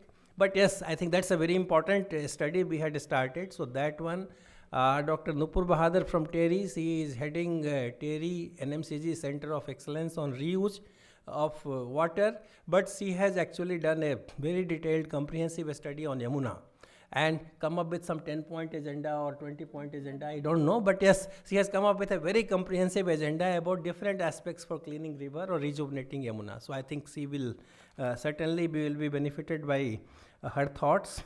And then Professor Sarma, a very old associate who has taught me a lot of basics of disaster management maybe 20 years back, so he is here. So I think capacity building is his forte, disaster management. We also have a lot of issues of urban flooding, but I think capacity building, they are also associated with Ganga Mission, and then they are helping develop a lot of district level plans for the river. So I think maybe something you can share some thoughts about that. As we have very little time, so once again I am requesting, and from where I started talking about the people, how to bring people into that, who are the stakeholders, how they can contribute. So I think, I am just flagging some priority from my side. Please excuse me. You can talk whatever is your priority. But I think if we cover these aspects, perhaps we will be able to come up with a kind of some picture. Of course, in 45 minutes, no one can understand Yamuna, no one can understand Delhi. If we start writing the name of a stakeholder in Delhi, all the government departments, perhaps 45 minutes will be less. So I think that's the kind of challenge we are talking about. But so, Dr. Khurana, perhaps you can share some of your thoughts. You have done a lot of work. You have written a lot of books about understanding rivers, the livelihood and people, and anything else which comes, including impact of climate change, etc. So I think this is the kind of agenda, and this is the thing which we have. And when we think of the stakeholder, again, very typically, I had done this exercise that, okay, who all get benefit from the river? If we start enumerating it, almost everyone will get into that. All stakeholders, everyone gets some benefit directly, indirectly from the river. Who is not benefited from river, or who does not need water? That's one. But if you also again do the same thing on the other side, you take a whiteboard and start writing who are the people from which river health gets damaged or gets adversely impacted. Again, you will find almost everyone comes there also. So I think that's the challenge. You have everyone getting benefit, everyone calling it Devi, everyone calling it Mother, but everyone is also abusing it. So I think that's the kind of paradox of river rejuvenation, and then bringing people into this narrative and getting people work for the river health. So I think that's the challenge. So I think perhaps this quick deliberation from everyone will help us in understanding that. So I would start with Dr. Nupur Bahadur and request her to share some thoughts. I think recently you have, with renewed vigor, Yamuna rejuvenation efforts have come. One very good thing which is happening is the main challenge of silo approach. Government is very sincerely trying to bring all, at least government stakeholders together. There is also talk about urban river management plan for Delhi. So several things are happening. So maybe we start, because she did some work for the Delhi government recently, trying to tell what all comprehensive work has to be done for river rejuvenation. I know your work is worth 1 hour lecture. So you have to reduce it in 5 minutes. It's a big challenge, I know. And especially the challenge before the scientists and engineers and technical people, telling them to talk in 5 minutes is very, very unjustified. So I am guilty of that injustice, but I am told by Biswajit to do this injustice. So please do. Please go ahead. Thank you, sir. And in fact, sir, when I started, so this was taught by my senior, one director, that if as a scientist even, if you cannot explain in 2 minutes, or you cannot write in 10 lines, 5 minutes, then it's no point. So I'll try my best. So coming to this, actually, I'll be talking about the 2 projects which were awarded by Delhi government, Department of Environment, and one was on study of frothing in River Yamuna in Delhi, and the other was on study of microplastics in River Yamuna and groundwater in Delhi. And both projects were completed in last 1 year, and thorough scientifically studied. And what we did in both the projects, and particularly I'm talking about the study of frothing in River Yamuna, since reports are yet to be formally released, so I'll not be going into the values or specific details, but overall the idea. So from our study, what we did, it was pre and post monsoon, and we were not just the monsoon or the climatic effect, we also understood the anthropogenic interventions. So how right from Ganesh Chaturthi to Chhat Puja, how public is involved and how our river quality is affected by anthropogenic interventions. So that kind of studies right from May to December were conducted, and 52 locations once, and another 52 locations on the same were studied in both the cases. And that involves, we went to entire river stretch, selected STPs, few CETPs, Dhobi Ghats, unauthorized establishments, how they are impacting, and this way we had a comprehensive plan. And the key findings which have come from our project is we have studied quite scientifically, we have gone through international literature, and first thing which comes to us is Delhi and Yamuna are not the exclusive case. There are many rivers in the world which we cite examples. So Rhine River, the famous in the Switzerland, it was having the same froth and the problem 20, 30 years ago. Many other rivers in the US and Europe, Brazil, they were also having the froth. And also now, not just the rivers, we have beaches, we have lakes in India, and other rivers which are having the froth. And the common problem across global, if we study, and nationally, the common problem remains almost the same when it comes to the froth in a natural water body. And the primary reason which we have come across is, when froth comes, which means the deteriorated water quality. And when we say deteriorated water quality, it comes primarily from the untreated sewage, which comes from the open drains, having high fecal coliform. Then ammonia and phosphate levels are very high, primarily because of some non-compliant STPs, which are not able to treat ammonia phosphate. Then open Dhobi Ghats are there across the river stretches, where directly water is being discharged, so anionic surfactant is coming from there. Then we have huge amount of water hyacinth, particularly at the upper stream of the barrages. So there we found a new theory that those water hyacinth releases biosurfactants. Saponin is the test for which we have done, and huge quantity of biosurfactants. So just imagine the cocktail, I would say, and when this quality of water, together with first few heavy rains, high flows, and when it comes to the barrage, and barrage which is open for few centimeters, is suddenly open to few feet. Just imagine that kind of water with such high pollution load in the river, and particularly bio and anionic surfactant, and that turbulence caused across the barrage, that actually leads into the froth, and froth is actually the visual manifestation of the pollution in the river. So this is a primary reason which is coming across beaches, lakes, everywhere. So what we have done, we have presented a specific STPs, CETPs, and those, and also through our project we have given greener alternatives, because banning anionic surfactant is not the solution. We have suggested the government to work with BIS, to work on the detergent, the manufacturing association on the composition of detergents. So we can replace phosphate and sulfate based detergent with enzyme based and zeolite based components. And such kind of detergents, eco-friendly, are available in Indian market, but price is high. So we have to come up with certain benefits, incentives to the manufacturers and for adoption to the public for such greener alternatives. Also, we have come up with a 21-point comprehensive point program, department-wise, which we were asked by the government, so that each department can work. So that involves MCD, right from DDA, different departments of Delhi government, along with BIS, and what with the ministry we can do. And overall, the best part, I would say, as a we can say as a team from our side, that the efforts done take our recommendations, particularly the short-term recommendations, were very well taken, and the scientific part was taken very well by the government. And himself, the secretary, the DPCC chairman, member secretary, they were so keen to understand the science of it, and all credit to the government departments that they worked on it. And at least I could say as a researcher, particularly for the frothing, that we could have a froth-free Delhi, River Yamuna, and froth-free Chhat this time.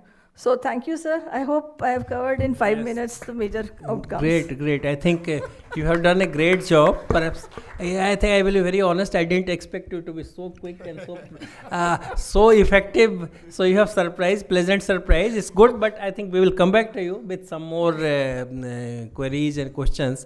So I think we have started with getting a kind of picture where there are lots of things he told about different types of pollution, the nature-based solution, other kinds of issues. Also hinted at the flood level and then the kind of problems in operation of some of these things.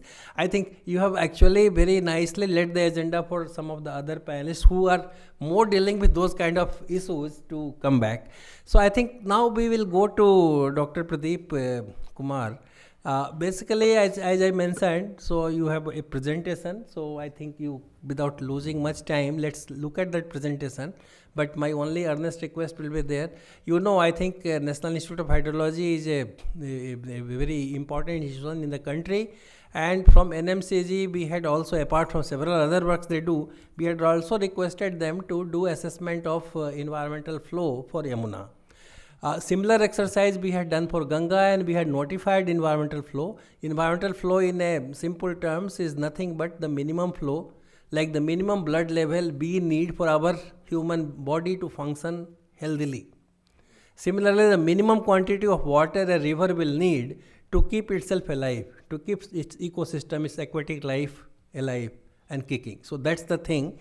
It will vary depending upon different season and different places, etc., etc. So I think that exercise has been taken up, was taken up by NIH, and that has happened.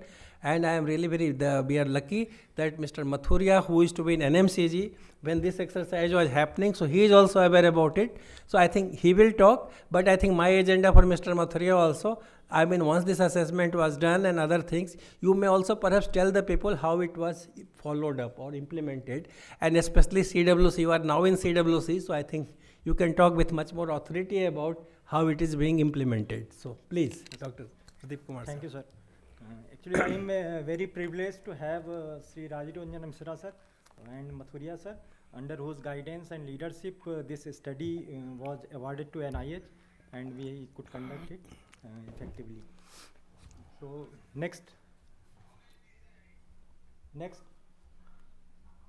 So if we see the Yamuna river, it is very interesting river basin where when it meets Ganga river, it is double of its size, and two of its tributaries, Tons river and Chambal river, when these tributaries meet Yamuna river, they are of double size to Yamuna river.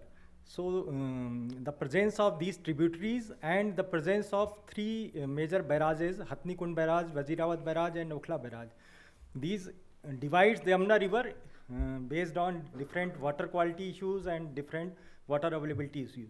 So we can divide the whole Yamuna river basin into 5 different segments. So the first upper part of Yamuna river segment, that is upstream of Hatni Kund barrage. So in that part, there are no water availability and water quality issues. The river is almost pristine in nature. And when we go downwards after Hatni Kund barrage, most of water is diverted for Western Yamuna Canal and Eastern Yamuna Canal, and thereafter a lot of very intensive irrigation is going on. So the water which is released from Hatni Kund barrage, that does not reach up to Delhi. So this reach is where there is significant water diversion is there, and water availability issues are there. Still the water quality is okay with the ecosystem standards. And then the third reach is the Delhi stretch of Yamuna river, and that is from Wazirabad barrage up to the confluence of, you can say, Hindon river. So this stretch is very much polluted and with almost zero DO levels. So you cannot say it a river in this river stretch. And after Hindon river confluence up to Chambal river confluence, there are no significant pollutant loads are there, but no significant tributary is contributing to the flows of Yamuna river. So the problem still persists thereafter. And after confluence of Chambal River, significant amount of flows are meeting Yamuna River, and there are no water availability and water quality issues downwards. Next. So if we can sum up, the Yamuna River having 4 major issues. One is the river fragmentation due to different dams and barrages. Then major divergence for irrigation or domestic water supply, that is from Hatnikund Barrage and Wazirabad Barrage. Then excessive groundwater abstraction for irrigation between Hatnikund Barrage and Delhi. And then water quality degradation due to abstraction and influx of huge pollutant loads. Next. So if we can see in the line diagram, so up in the upstream segment of Hatnikund Barrage, both these DO, BOD levels and water flows are there. And then as we go down from Hatnikund Barrage towards Delhi, water availability becomes lower and lower, and there are influx of pollutant loads through different drains. Still the water quality is suitable for sustaining the ecosystem. Next slide. And when we go downwards from Wazirabad Barrage to Okhla Barrage, here for most of the time DO levels are 0 and huge BOD loads are coming into the rivers. Next. So for catering these issues, NJT took cognizance and they directed NMCG to conduct a study by NIH. In this way, we conducted the study with 2 major objectives: to assess the environmental flows of Yamuna River between Hatnikund Barrage and Delhi, and to suggest the releases from Hatnikund Barrage for meeting these environmental flows, and to suggest the management options for meeting those releases. Next one. So next. So we collaborated with the Wildlife Institute and made a fish survey of whole river reach. Here in the literature there were 140 fish species are there, but from our survey we could found around 70 fish species, and among those fish species, next, we finalized Kalaban, Bangana Dero and Indian trout, that is Rajmas bola, is the keystone species in this river reach. Next one. So for these 2 species, the flow recommendations were 0.6 meter of depth and 0.1 meter per second of velocity will be sufficient for sustaining these fish species or whole ecosystem. Next one. Next. So for estimating the environmental flows, we have divided the whole river reach. We have selected 13 locations which are important for estimating the environmental flows. Those 13 locations were identified based on there is a confluence of tributary or drain, then presence of CWC JND sites to get the realistic outputs, and river monitoring is there. So based on these criteria, we have identified 13 locations where we have conducted the cross-section survey at 250 meter intervals, 5 cross-sections at 250 meter interval, and for whole river reach of 224 kilometers, we have conducted 1 cross-section surveys at 1 kilometer interval. Next. So there were 309 cross-sections. So in this methodology, I have summed up that we have identified the environmental flows at those 13 locations, and for meeting the environmental flows at those 13 locations, we have identified what should be the releases from Hatnikund Barrage so that the environmental flows at whole river reach may be maintained. Next one. So for deciding the releases from Hatnikund Barrage, we have used hydrological model SWAT, and for this identifying the environmental flow requirement at those 13 locations, we have used the hydrodynamic model, HECRAS. Next one. So these are the results. For each of 13 locations, we have developed the relationship between depth and discharge.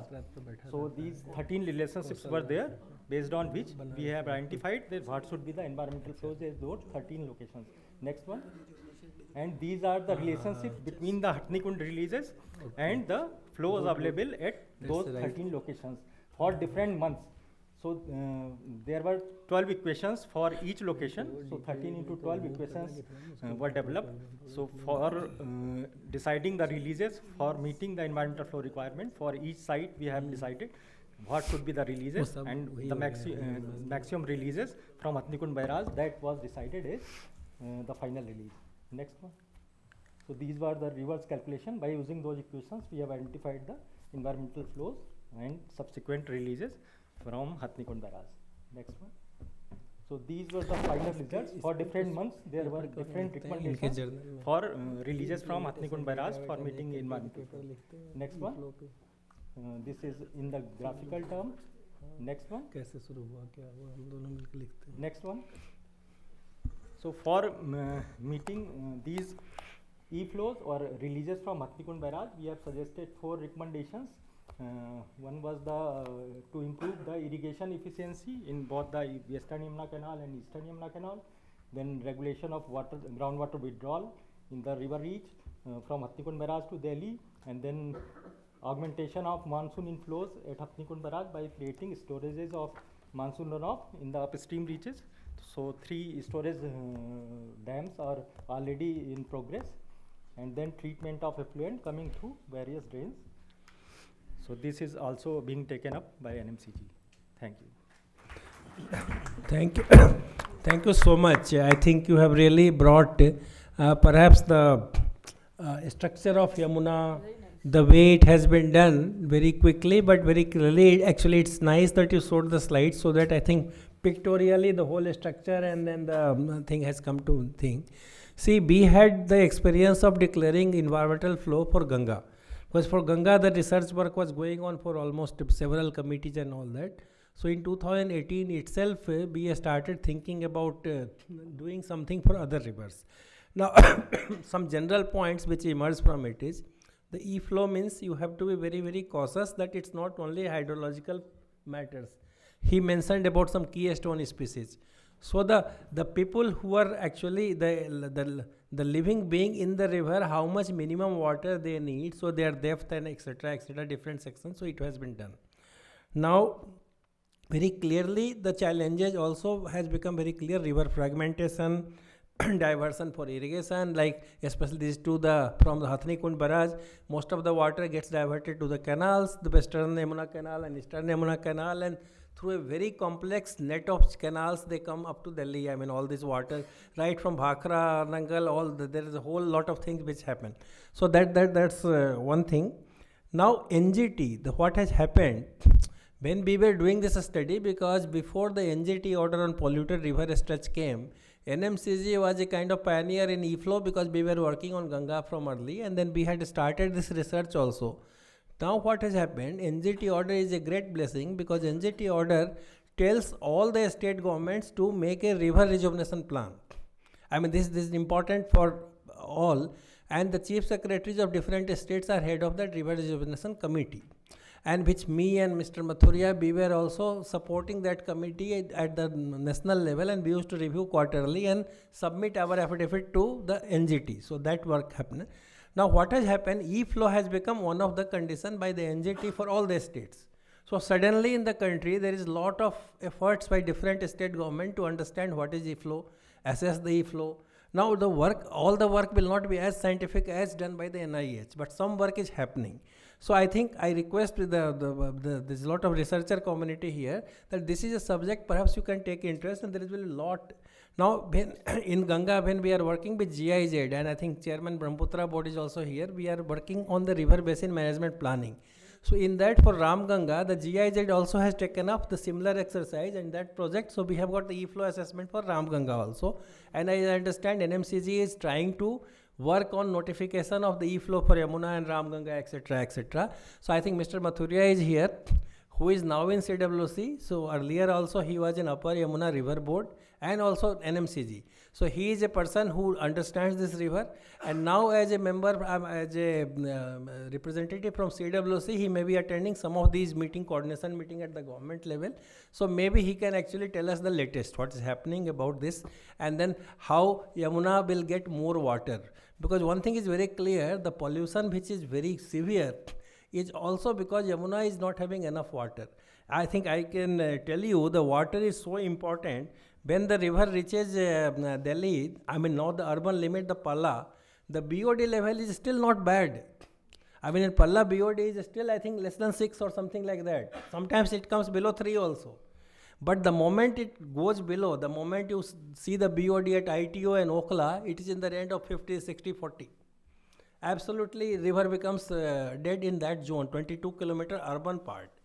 River again starts gaining strength slowly, but again you have got pollution from Mathura, Agra, so only after Agra it gains health, because Chambal, as you said, Chambal brings lot of fresh water.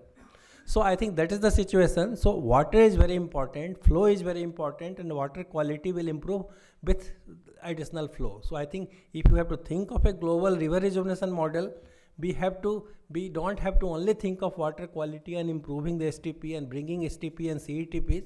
We have to improve flow in Yamuna, and that is something which perhaps we'll hear from Mr. Mathuria about his thoughts and perhaps the latest what is happening on this. Thank you, sir. I did, thank you. I did make a presentation, but I'll skip the presentation, but I'll use only 2 slides. So can you show Please. the presentation? Yeah. And No, presentation, I am not against that, only as far as, like Time he is- maintained time, presentation actually brings some pictorial thing in the mind of everyone, so it's very useful also. So can you open it up? Yes, sir. And just go to the slide number 16. Actually, sir, when you made a point that if we start counting the stakeholders and the agencies who are responsible for deteriorating the river condition, you'll find the list to be overlapping. That's true, in fact. So just look at this map. This will bring you a perspective of the area into which we are and we are discussing. So the yellow line, the blue line you are seeing is on the left side is river Yamuna, and in between this blue line is Hindan, and then extreme blue is Ganga. And in between these two, you'll be finding some yellow lines. They are canals. They are extensive canal network. On the right side, you'll see, on the west, we have Western Yamuna Canal. In between, we have Eastern Yamuna Canal. And between, Hindan and Ganga, we have Upper Ganga Canal. They are huge canal systems. And just if you look at the right-hand side, you will find the, capacities, discharging capacities in the command area, these commands. So this is a gigantic structure, which, in fact, a machine which uses this water resources for various human activities. So water resources development is happening through this canal network. But at what cost? It is at the cost of river. And so river development is suffering. Yes. The point I wanted to make is that the abstractions that are happening at Hatnikund Barrage, which is almost entire water is taken out, hardly 350 cubic is left into the river, that too after the orders of Supreme Court. So resources development does happen, irrigation, drinking water, etc., but river, it gets nothing, although, it is, pickpocketed in that sense. So that is the point number 1. Second is, now this system, although we'll have to tweak this system, right? So how do we bring more water to the river? A body or a stream which doesn't flow, it ceases to be a river. So the essential component is, and Dr. Pradeep has just now told that 850 cubic came out of their study, that is some minimum e-flow requirement, out of which 350 is already being provided. So additional 500, maybe it's too less, but additional 500 is to be brought into the river. And that is a huge task. We have been working with all stakeholders, whether they are Haryana irrigation, UP irrigation, but we are finding it extremely, extremely difficult to convince them to at least share some amount of the water into the river. And the task becomes more difficult because you have to work with the communities, agrarian communities and agriculture community. And these are intensive irrigation areas, the command areas, intensive irrigation. So this is a difficult task. Another way to bring more water would have been, can you just skip to next slide? Next. Come down to slide number 24.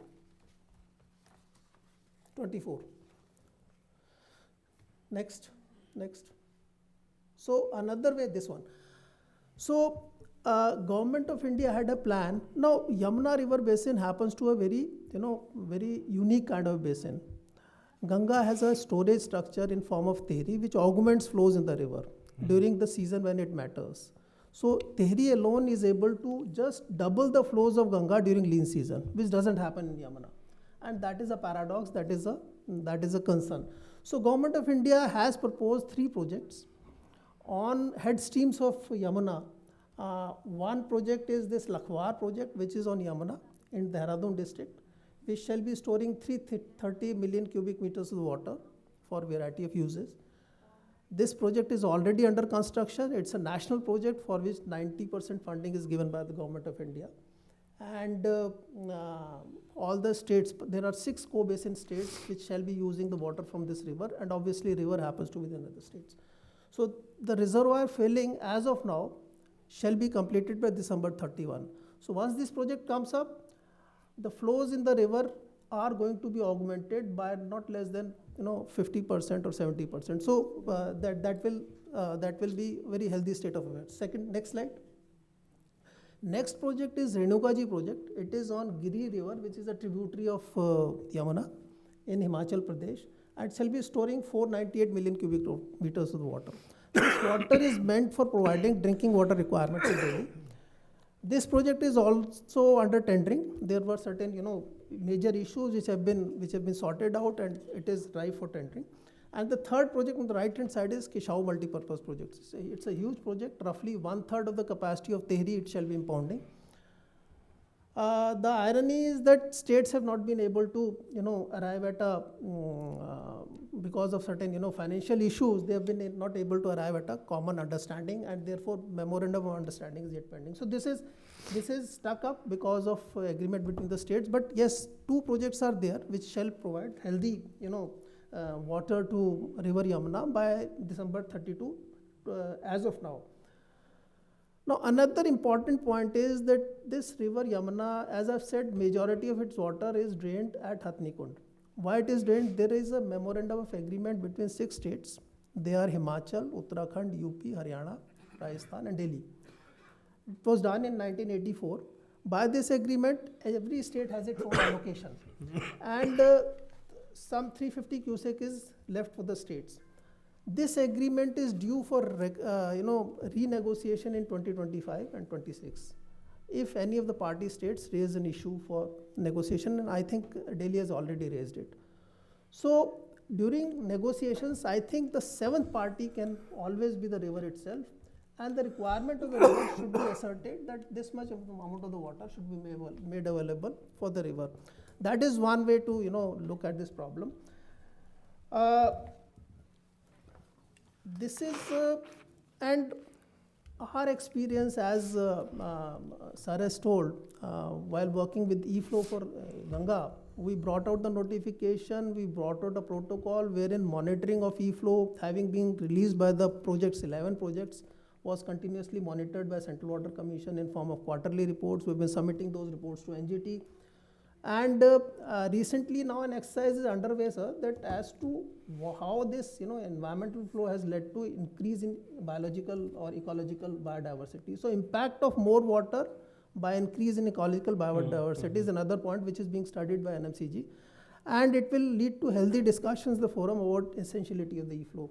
So that is an experience which can be reaped into Yamuna once these things happen.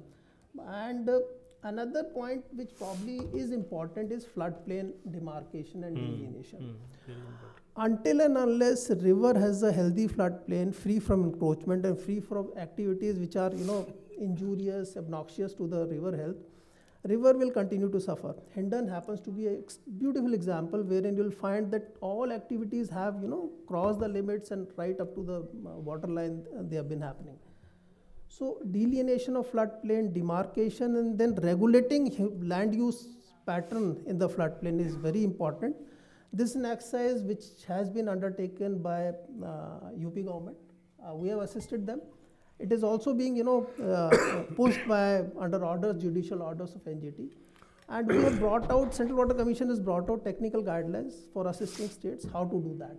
And I personally feel this is an extremely, extremely important activity, and it even finds mention in authority notification of the Ganga, Yes. from which the mandate of NMCG is drawn. These were the major issues that I wanted to speak about. Last point I'll make is that sewerage intervention, sewerage infrastructure, etc., they are part of the action plan of the government. Authorities are working on it. They are part of procurement. So once procurement is there, obviously they will be completed, maybe in 2 years, 2.5 years, or 3 years. So they will be in place. Only issue is to look at whether that brings about 360-degree completeness or not. And therefore, the gap areas like environmental flow, floodplain regulation, and bringing public awareness by bringing in more riverfront developmental activities, recreational activities. There are 10 projects of DDA. They are beautiful projects. Probably many of us might not be knowing, and many might be knowing. So these projects will showcase importance of floodplains and bringing public amenities back to the river in form of ecologically sensitive and nature friendly activities. So I'll stop here, sir. Yeah, okay, thank you. I think we covered a very large area and aspects of management of this river and what's happening. So the question is, I think very clearly the e-flow is understood, and it's very interesting what he mentioned, that when the allocation of water among different states is renegotiated, perhaps we should bring river as a party, because every state thinks from their own purpose, that how much water they need for drinking, for irrigation, for this thing, how much river needs people. That's the problem why Yamuna is suffering so much in Delhi, because almost all water is taken away for irrigation in Hathni Kund and no one is bothered. And in spite of e-flow notification, it was very difficult, and it has still been very difficult to convince Haryana to forego some of its share. And then, because our water use efficiency is also very poor. So if we actually improve our water use efficiency in agriculture even by 5%, actually this problem will get solved. But that's a big challenge. That's one. But what another thing I will like to draw here is, okay, these projects will take 5 to 6 years, and these irrigation projects, interstate projects, have lots of risk will be there to complete in time.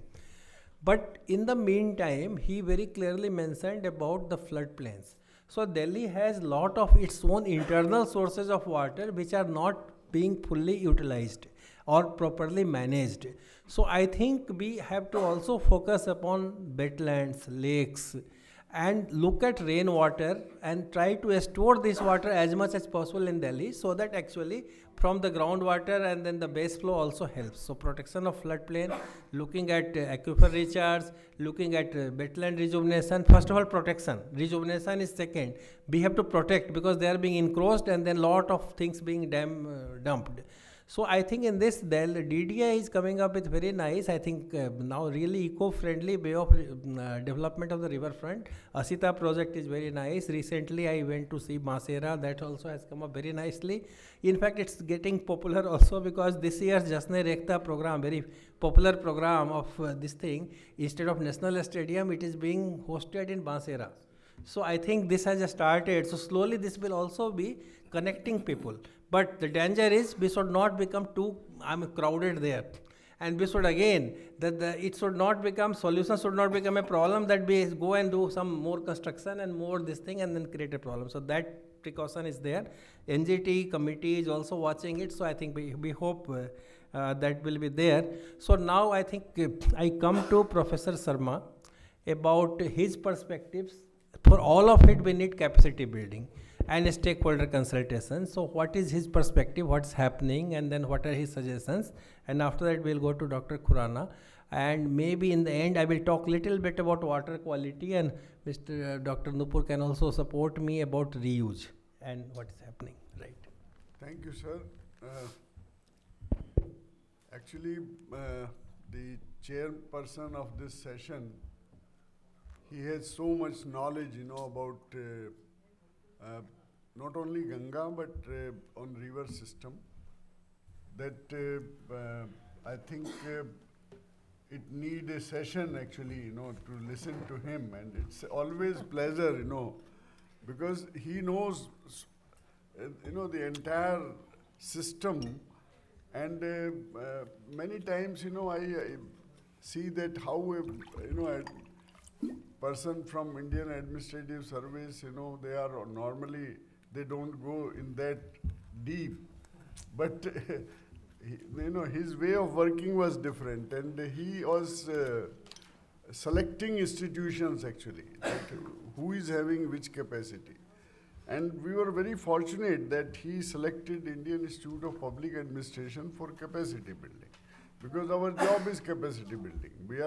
It is different that our target group is different, but when he gave this program to us, then it was very difficult, because as he rightly said that first of all you have to map the stakeholders. And when we are talking Ganga, who is not a stakeholder? This was the question. So we started, as he was saying that it will take 45 minutes or 50 minutes in case you just note down these stakeholders. I mean, same thing, we were on whiteboard and we were seeing that start with, students, teachers, academic institutions, urban local bodies, who is not there in this thing.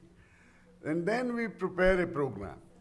And Indian Institute of Public Administration, it was very easy to train urban local body people because we have a Center for Urban Affairs and we know that what is the requirement, how to do need analysis and all that.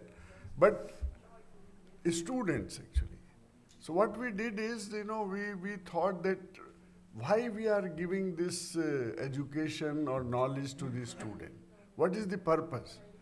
And then, because if it is clear to us, then we can give a module which is interesting to them, which they like to listen, because they are very important target group. And as he rightly said, that Honorable Prime Minister, he specifically mentioned about this target group, students, teachers, and all that. So we did a lot of research on this thing, that why we are doing this program, why we are involving several lakh of people in this thing, what will be the use? And then we design this thing. After knowing the objective, after knowing that what we want to achieve, and that's why our program becomes successful. That's why each and every school, because every school is interested to know that our students should go for this activity. But, people were approaching us, all DPS associations, they came to us that it should be there for all DPS schools. This DAV public schools, there is an association. So they came to us that it should be given to. So the reason was that the module which we prepared, that was very interesting. We were not giving just the importance of Ganga. Everybody know, Ganga is our Ma, we used to say it, Mother Ganga. So everybody knows, what is the importance of Ganga Jal and all that. So start with the, quality of water and, then what government is doing, this is one aspect, but we explain that what you can do, how you can be involved in this thing, how you can be ambassador, to this program. And this was and we were having a oath program. So I think several 100,000 people in the Ganga basin, they took oath that we will not, pollute Ganga and we will not allow anybody to. So because, this is actually public awareness basically. As, Prime Minister always saying that, unless and until people are part of it, it cannot be successful. So that was the sentence actually so we worked on that and we did it. Not only that, the religious people, there are a number of religious people and they have good sentiment about river, but how to use them? So we try to utilize the religious group. We went to Haridwar, Rishikesh, all these places, and then requested them that in their discourse, it should be part of it, that why it is important and why. So I think that was very, I mean, we are grateful to him that he gave us, this program. And then we continuing, I mean, thanks to another DGs and, they also have faith in our institution. And we prepare different module, we prepare, start with the primary education up to the, research groups. We prepare different module for them and give to them. Then second thing is that involving academic institution was one thing, but private sector, NGOs, so all the target group, we have material for them, and then we try to disseminate this knowledge that how they can be involved and how they can help government in this mission. As far as disaster management is concerned, I think, water is a very precious commodity. Mishraji was saying that in Haryana, it is very difficult to take even little bit of water from farmers because our irrigation system and all that, that we are using, flood irrigation, and we are not moving, we are not diverting, otherwise, enough water, because more than 80% water goes in agriculture. So, I mean, this is known fact, but how to educate them, how to, so water become a problem nowadays. Earlier it was to the villagers because it was flooding our fields and all that, but nowadays you are seeing that each and every city there is a flood issue. Yamuna, I mean, in case you take example of Delhi, every year almost, there is flash flood, and there is huge economic loss because of the flash flood.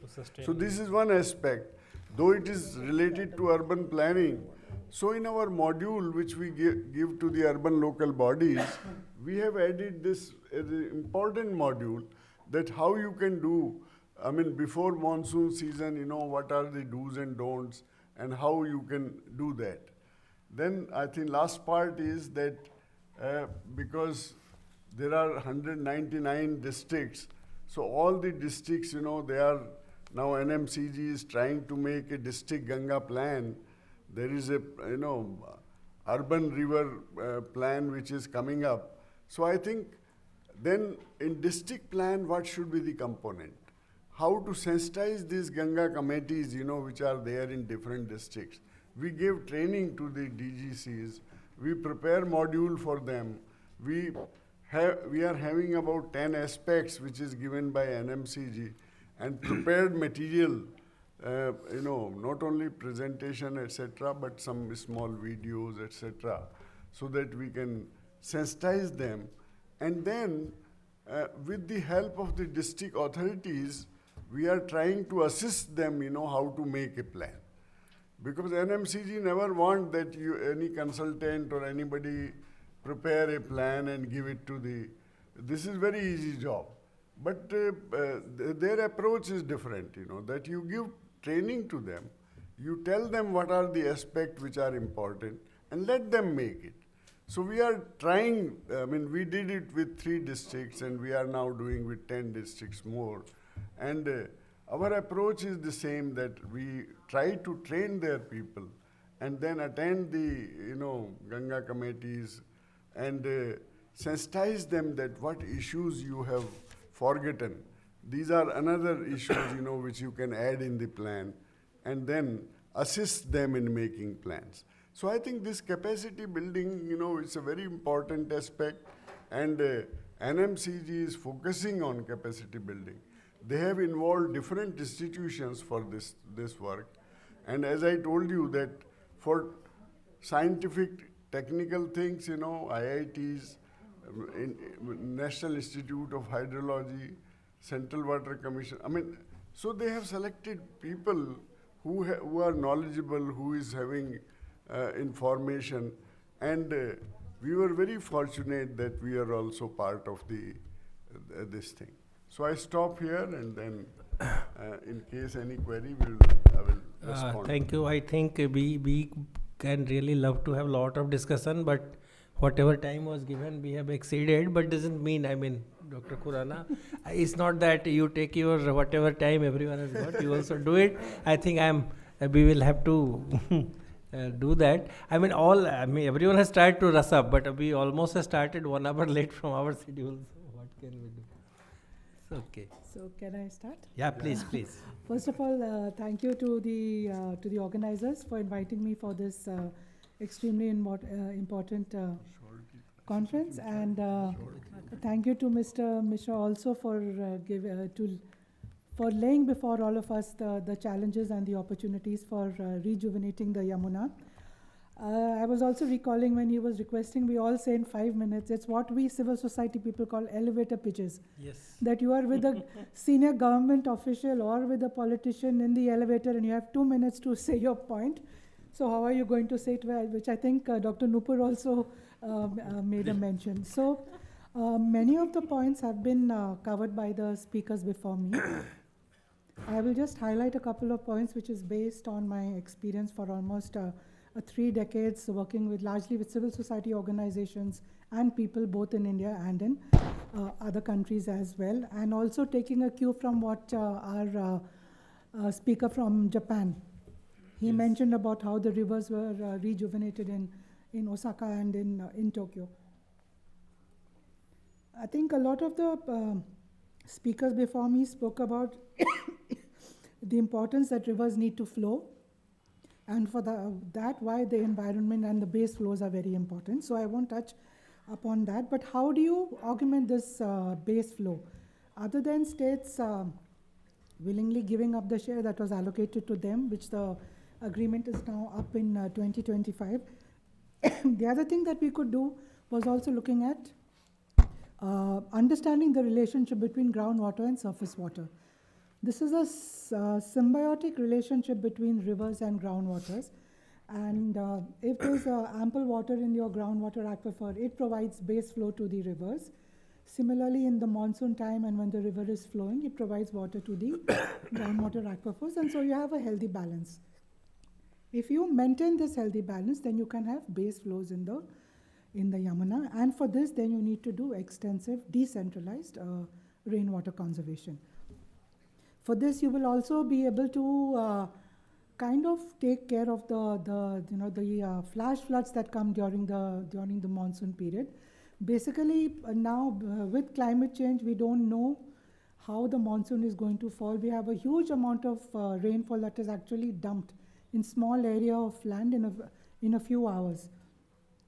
So the more such decentralized structures you have, the more is the capacity that will be generated to absorb this water, provide you during lean times, and also reduce the intensity of the floods.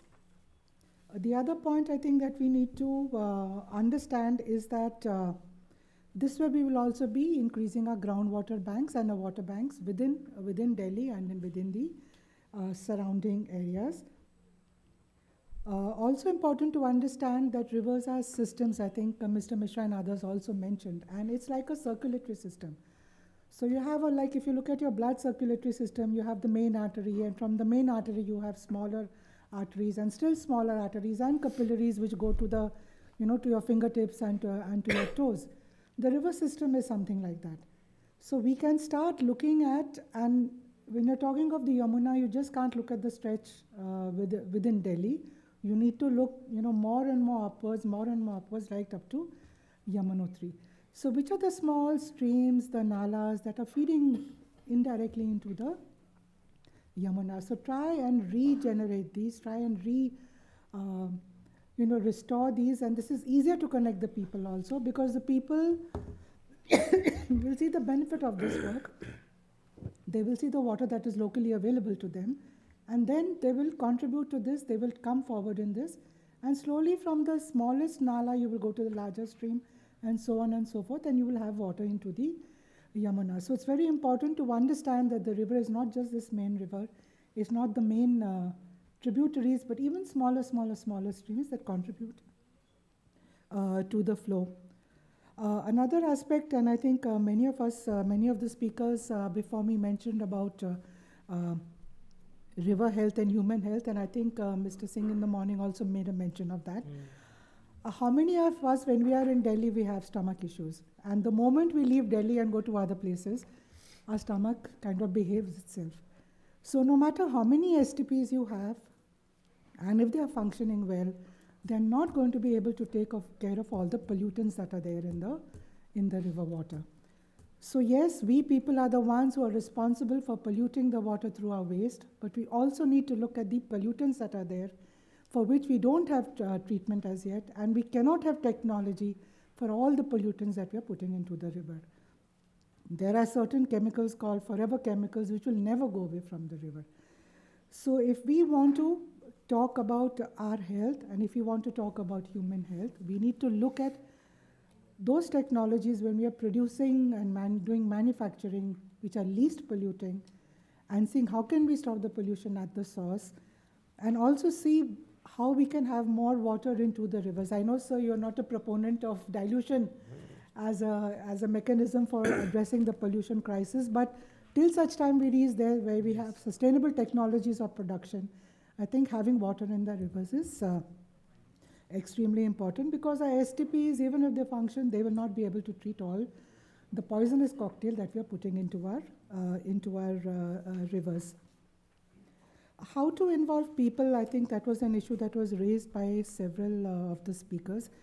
I think we say that people are a stakeholder and they need awareness, but it's like a top-down approach. We are saying that, you need to be aware, you need to do this. But we need to also hear from them, because people are very innovative, students are very innovative, youth are very innovative.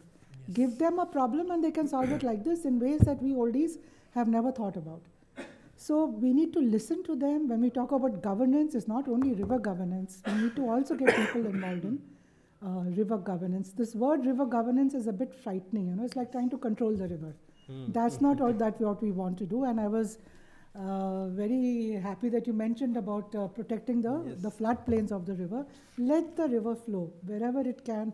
Let it flow. Give it the space that it needs to flow. Otherwise, it is going to hit back to us. We need to revive our water bodies, which I think, sir, you had mentioned, the lakes and other surface water bodies that are there in Delhi. We need to plan our real estate, the development that we do carefully, so that we allow space for the water to flow. We allow space and time for the water to percolate into the groundwater. In several countries now, they are coming up with this concept of sponge cities, where you have natural systems where the water gets absorbed and goes in underground. And I think our speaker from Japan also had made a mention where he had showed groundwater banks. We have those technologies within our indigenous knowledge systems. So let us look at that. Delhi also had a wealth of indigenous knowledge systems for managing and conserving this water. Let's go back and look at that. And even some of our archaeological sites here, say the Safdarjung tomb, the Humayun tomb, there are systems there. There is the Baudi here in Delhi. Let us look at that. Let us propagate that. Let us clean up the wells that are there to see that they can, again, soak up the water that is that we are lucky that falls on us. Monitoring is very important, and so is transparency, data collection, and sharing this data with everybody.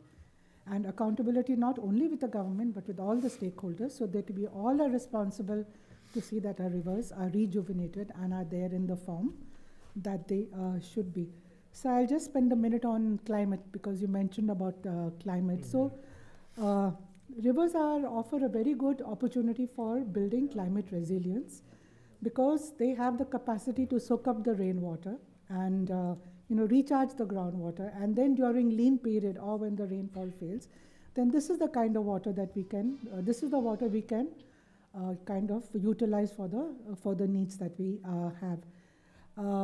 There is several examples from Rajasthan and from other places where rivers have been revived through decentralized water conservation, and it has also been shown scientifically. It has been shown through remote sensing data. The economics has also been worked out. The green growth that we talk about, the increase in GDP, the local GDP, circular economies that we talk about, we can see in these places. But rivers themselves also face a challenge because of climate change. The first is due to the rapid melting of the glaciers. And if they are glacial fed rivers, then there is a challenge when the glaciers dry. The other point is that you will have all this rain that I mentioned earlier, which falls in a very short period of time and which causes floods, and then the water just goes away. And unless we do rainwater conservation, this water will be, will go out of our reach. The warming temperature is also affecting the rivers. The temperature of the rivers are rising, and this has been proved by a scientific study in 7 rivers, major rivers in India, where every small rise in the temperature of the river means a shift in the ecology of the river and in the local water cycle. So we need to be cognizant of that as well. I think it's important that all stakeholders get involved, the people get involved, and the examples that we see even from rural areas, I think that holds relevance to a city like Delhi. We need to learn from there and see how we can move forward. Thank you. Thank you so much. I think really a lot of very important points you have covered. In fact, you have really completed the discussion so far. When we are thinking of flow, you very rightly mentioned about a small river rejuvenation and looking at the entire system, groundwater, surface water connection, everything. One could actually love to discuss lot of things, but I think for your information, what we actually need in Delhi to do something for our own internal resources is something like water sensitive urban design and what you say a sponge city or several things.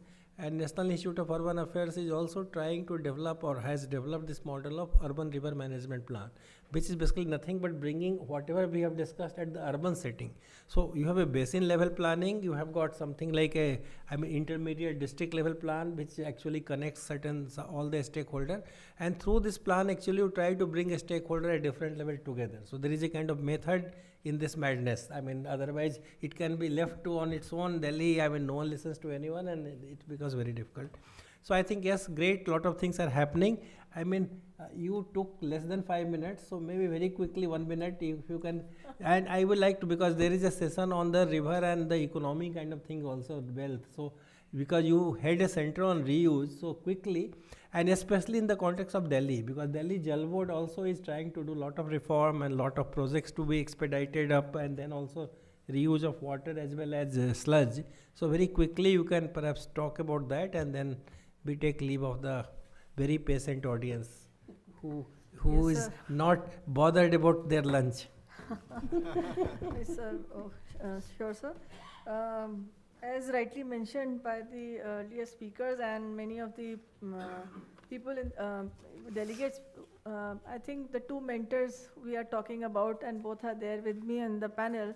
So Rajiv Ranjan sir has been guide guru to many of us. And you don't have time for that. Actually, during their time, the point I'm coming to is that during this tenure, we begged NMCG Terry Center of Excellence on Water Reuse.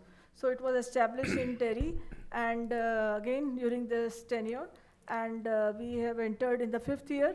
And through this center, we are focused mainly on understanding more on the river rejuvenation, pollution abatement issues, particular to the river rejuvenation.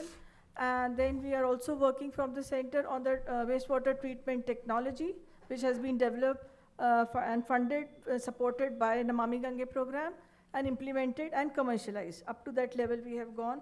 And 4th aspect is on the water reuse. So here from the center we have been mandated to work on various water reuse aspects, and I'm glad to share that we are coming up with majorly 4 policy documents on the water reuse, and one of them majorly very soon we are coming up with the status review of the water policy in India. So we are assessing all 28 states and 8 union territories where we stand today with regard to treated water reuse policies. We have categorized all the states in various categories, few states which have water reuse policies, few states which have water reuse as part of the water policy, and 3rd category is states and union territories which do not have any water reuse policies. And also the states which have, they fall in 1st and 2nd category, we have assessed them on 11 parameters on various, and what are the bottlenecks and what is the way forward to enhance water reuse agenda in the country. Also, we are coming up with a compendium of water reuse in India, where best practices from Ganga states and non-Ganga states is coming together. And also we are assessing mandated, and we are working on a status review of water reuse in thermal power plants and Indian railways. So these are the 4 areas where, because these are major areas where treated water reuse has huge potential to be reused. So these are the kind of interventions which we are doing from the center. And also along with this capacity building, training and capacity building. So very soon, sir, we are, as mandated again, we are in the Ganga states, 5 Ganga states, we are coming up with an ad-hoc kind of program where training and capacity building to the policymakers, to the regulators of the state, and the utility leaders together, where we can, we together with a very niche segment, look at the how circularity in true sense and water security could be implemented. So what we talk is need to be implemented today. So those kinds of interventions from the center are coming up. I'm glad to share. Thank you, sir. Thank you. Thank you so much. So I think I am really very thankful to all the panelists who जो कहते हैं ना गागर में सागर भरना, they have all tried to do that very successfully. And so we have to basically end the session. It's a concern, it's a challenge, capital challenge, but we are looking at a kind of global model, so we will have to do a lot. And what we discussed, we have to look at all aspects. We have to look at water quality, we have to look at water quantity. When we say quantity and quality, then again you have to go into all aspects of quantity and quality through regulation, through projects, through people's behavior, because then only it will happen. And basically you have to respect the river. You have to respect river's right over its own water. We talked about environmental flow. You have to respect river's right over its own land, that is floodplain. We talked about that as well. And you have to look at the system. I mean, everything is a kind of part of its system. So if you break, I mean, if you break one limb, I think the whole body becomes affected. So same thing, we have to improve our understanding. We have to respect this thing. And we have lot of traditional knowledge. Traditionally, we used to live in sync with the nature. I mean, there is a kind of symbiosis. Now we have become so, we think we have so much of power of technology and money that we can control nature, and that's where the problem is.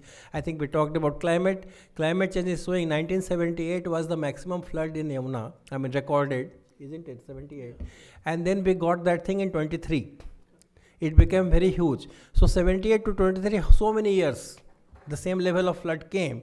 But 25, we almost reached 23 level, very slightly less than that. So within 2 years, we are again reaching that level. So I think Yamuna will show to us that it has rights over its own land, and it will create problem if we don't respect and we do not have a plan to really rejuvenate it with some sort of sensible planning. So I think time has come. Perhaps Delhi people will not have much time. They will have to respect river. They will have to do whole out. And I'm very happy. I mean, it's being done through lots of planning. There is a master plan of Delhi being done for 2041. That's also becoming water sensitive. There is also recently a kind of drainage master plan after 1976. New drainage master plan has come. Delhi Jal Board is trying to reform, trying to bring new ideas and do a lot of new things. There is a talk of URMP the committee led by Chief Secretary doing that. So that kind of integration, that kind of purpose is there. It's being reviewed at the highest level. So I think this is the right time. If we cannot do it now, perhaps we will miss the bus forever. So I think that's the kind of thing. And we have already missed a lot of time. So I think we have to do it with a sense of urgency. And then this deliberation which we had, I think this, I mean, a very small time of about an hour, we have tried to look at the challenge and look at what's happening and then how perhaps we can do. But everything will be possible only when we bring people at the center of the agenda and river at the center of planning and action. So I think that's something which we have to do with respect for nature and river. Thank you.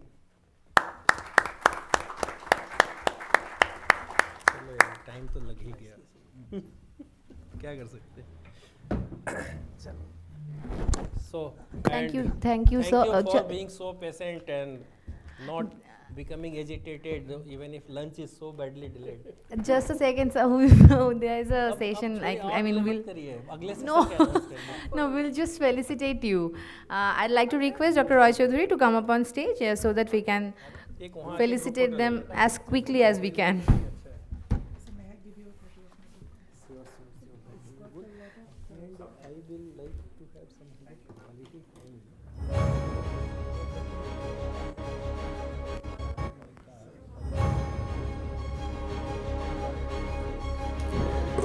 Okay, so I'd like to request Dr. Roy Chaudhary to felicitate Mr. Rajiv Ranjan Mishra, former Director General, Namami Gange, Ministry of Jal Shakti, Government of India, who has beautifully chaired the session. What an enriching session it was.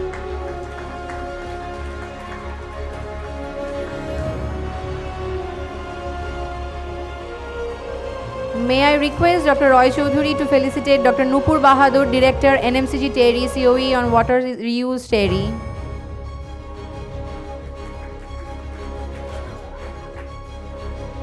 I'd like to request our chairperson to felicitate Dr. Pradeep Kumar, Scientist E, National Institute of Hydrology, Ministry of Jal Shakti, Government of India.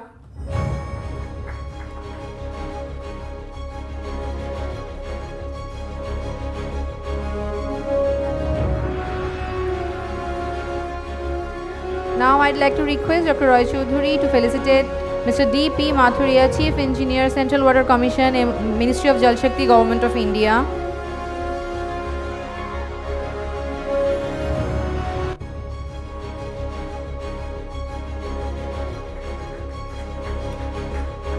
And last but not least, may I request Dr. Roy Chaudhary to felicitate.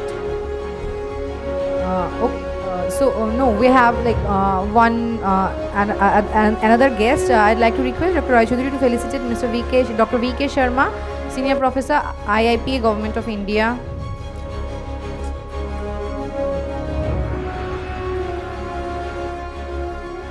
And finally, I'd like to request Dr. Roy Chaudhary to felicitate Dr. Indira Khurana, Chairperson, Indian Himalayan River Basins Council, Vice Chairperson, Tarun Bharat Sangha, and Director, Coastal Salinity Prevention Cell.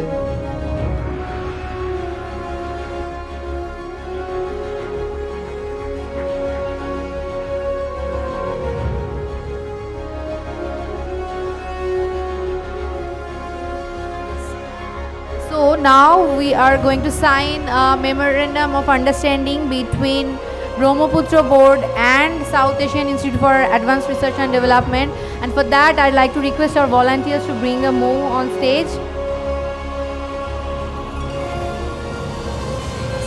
Can we have Dr. Ranveer Singh IAS on stage, please?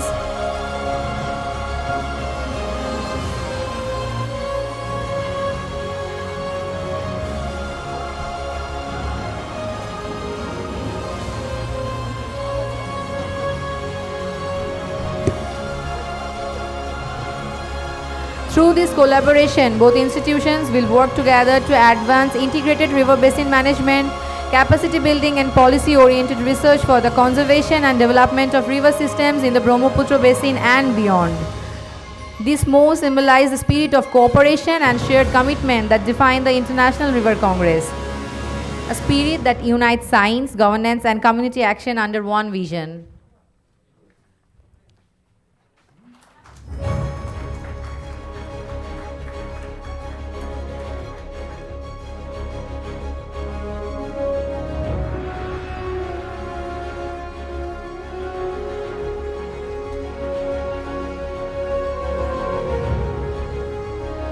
A heartfelt thank you to all our speakers and participants for bringing such depth and passion to the conversation. And now it's time to take a well-deserved break and research for the exciting sessions ahead. Please join us for the networking lunch in the dining area and connect with fellow delegates in a more relaxed atmosphere. We'll reassemble here for our next session, Action Track 1, Watershed Governance in India, an integrated approach to empower the rural livelihood and panchayats after lunch. Thank you all.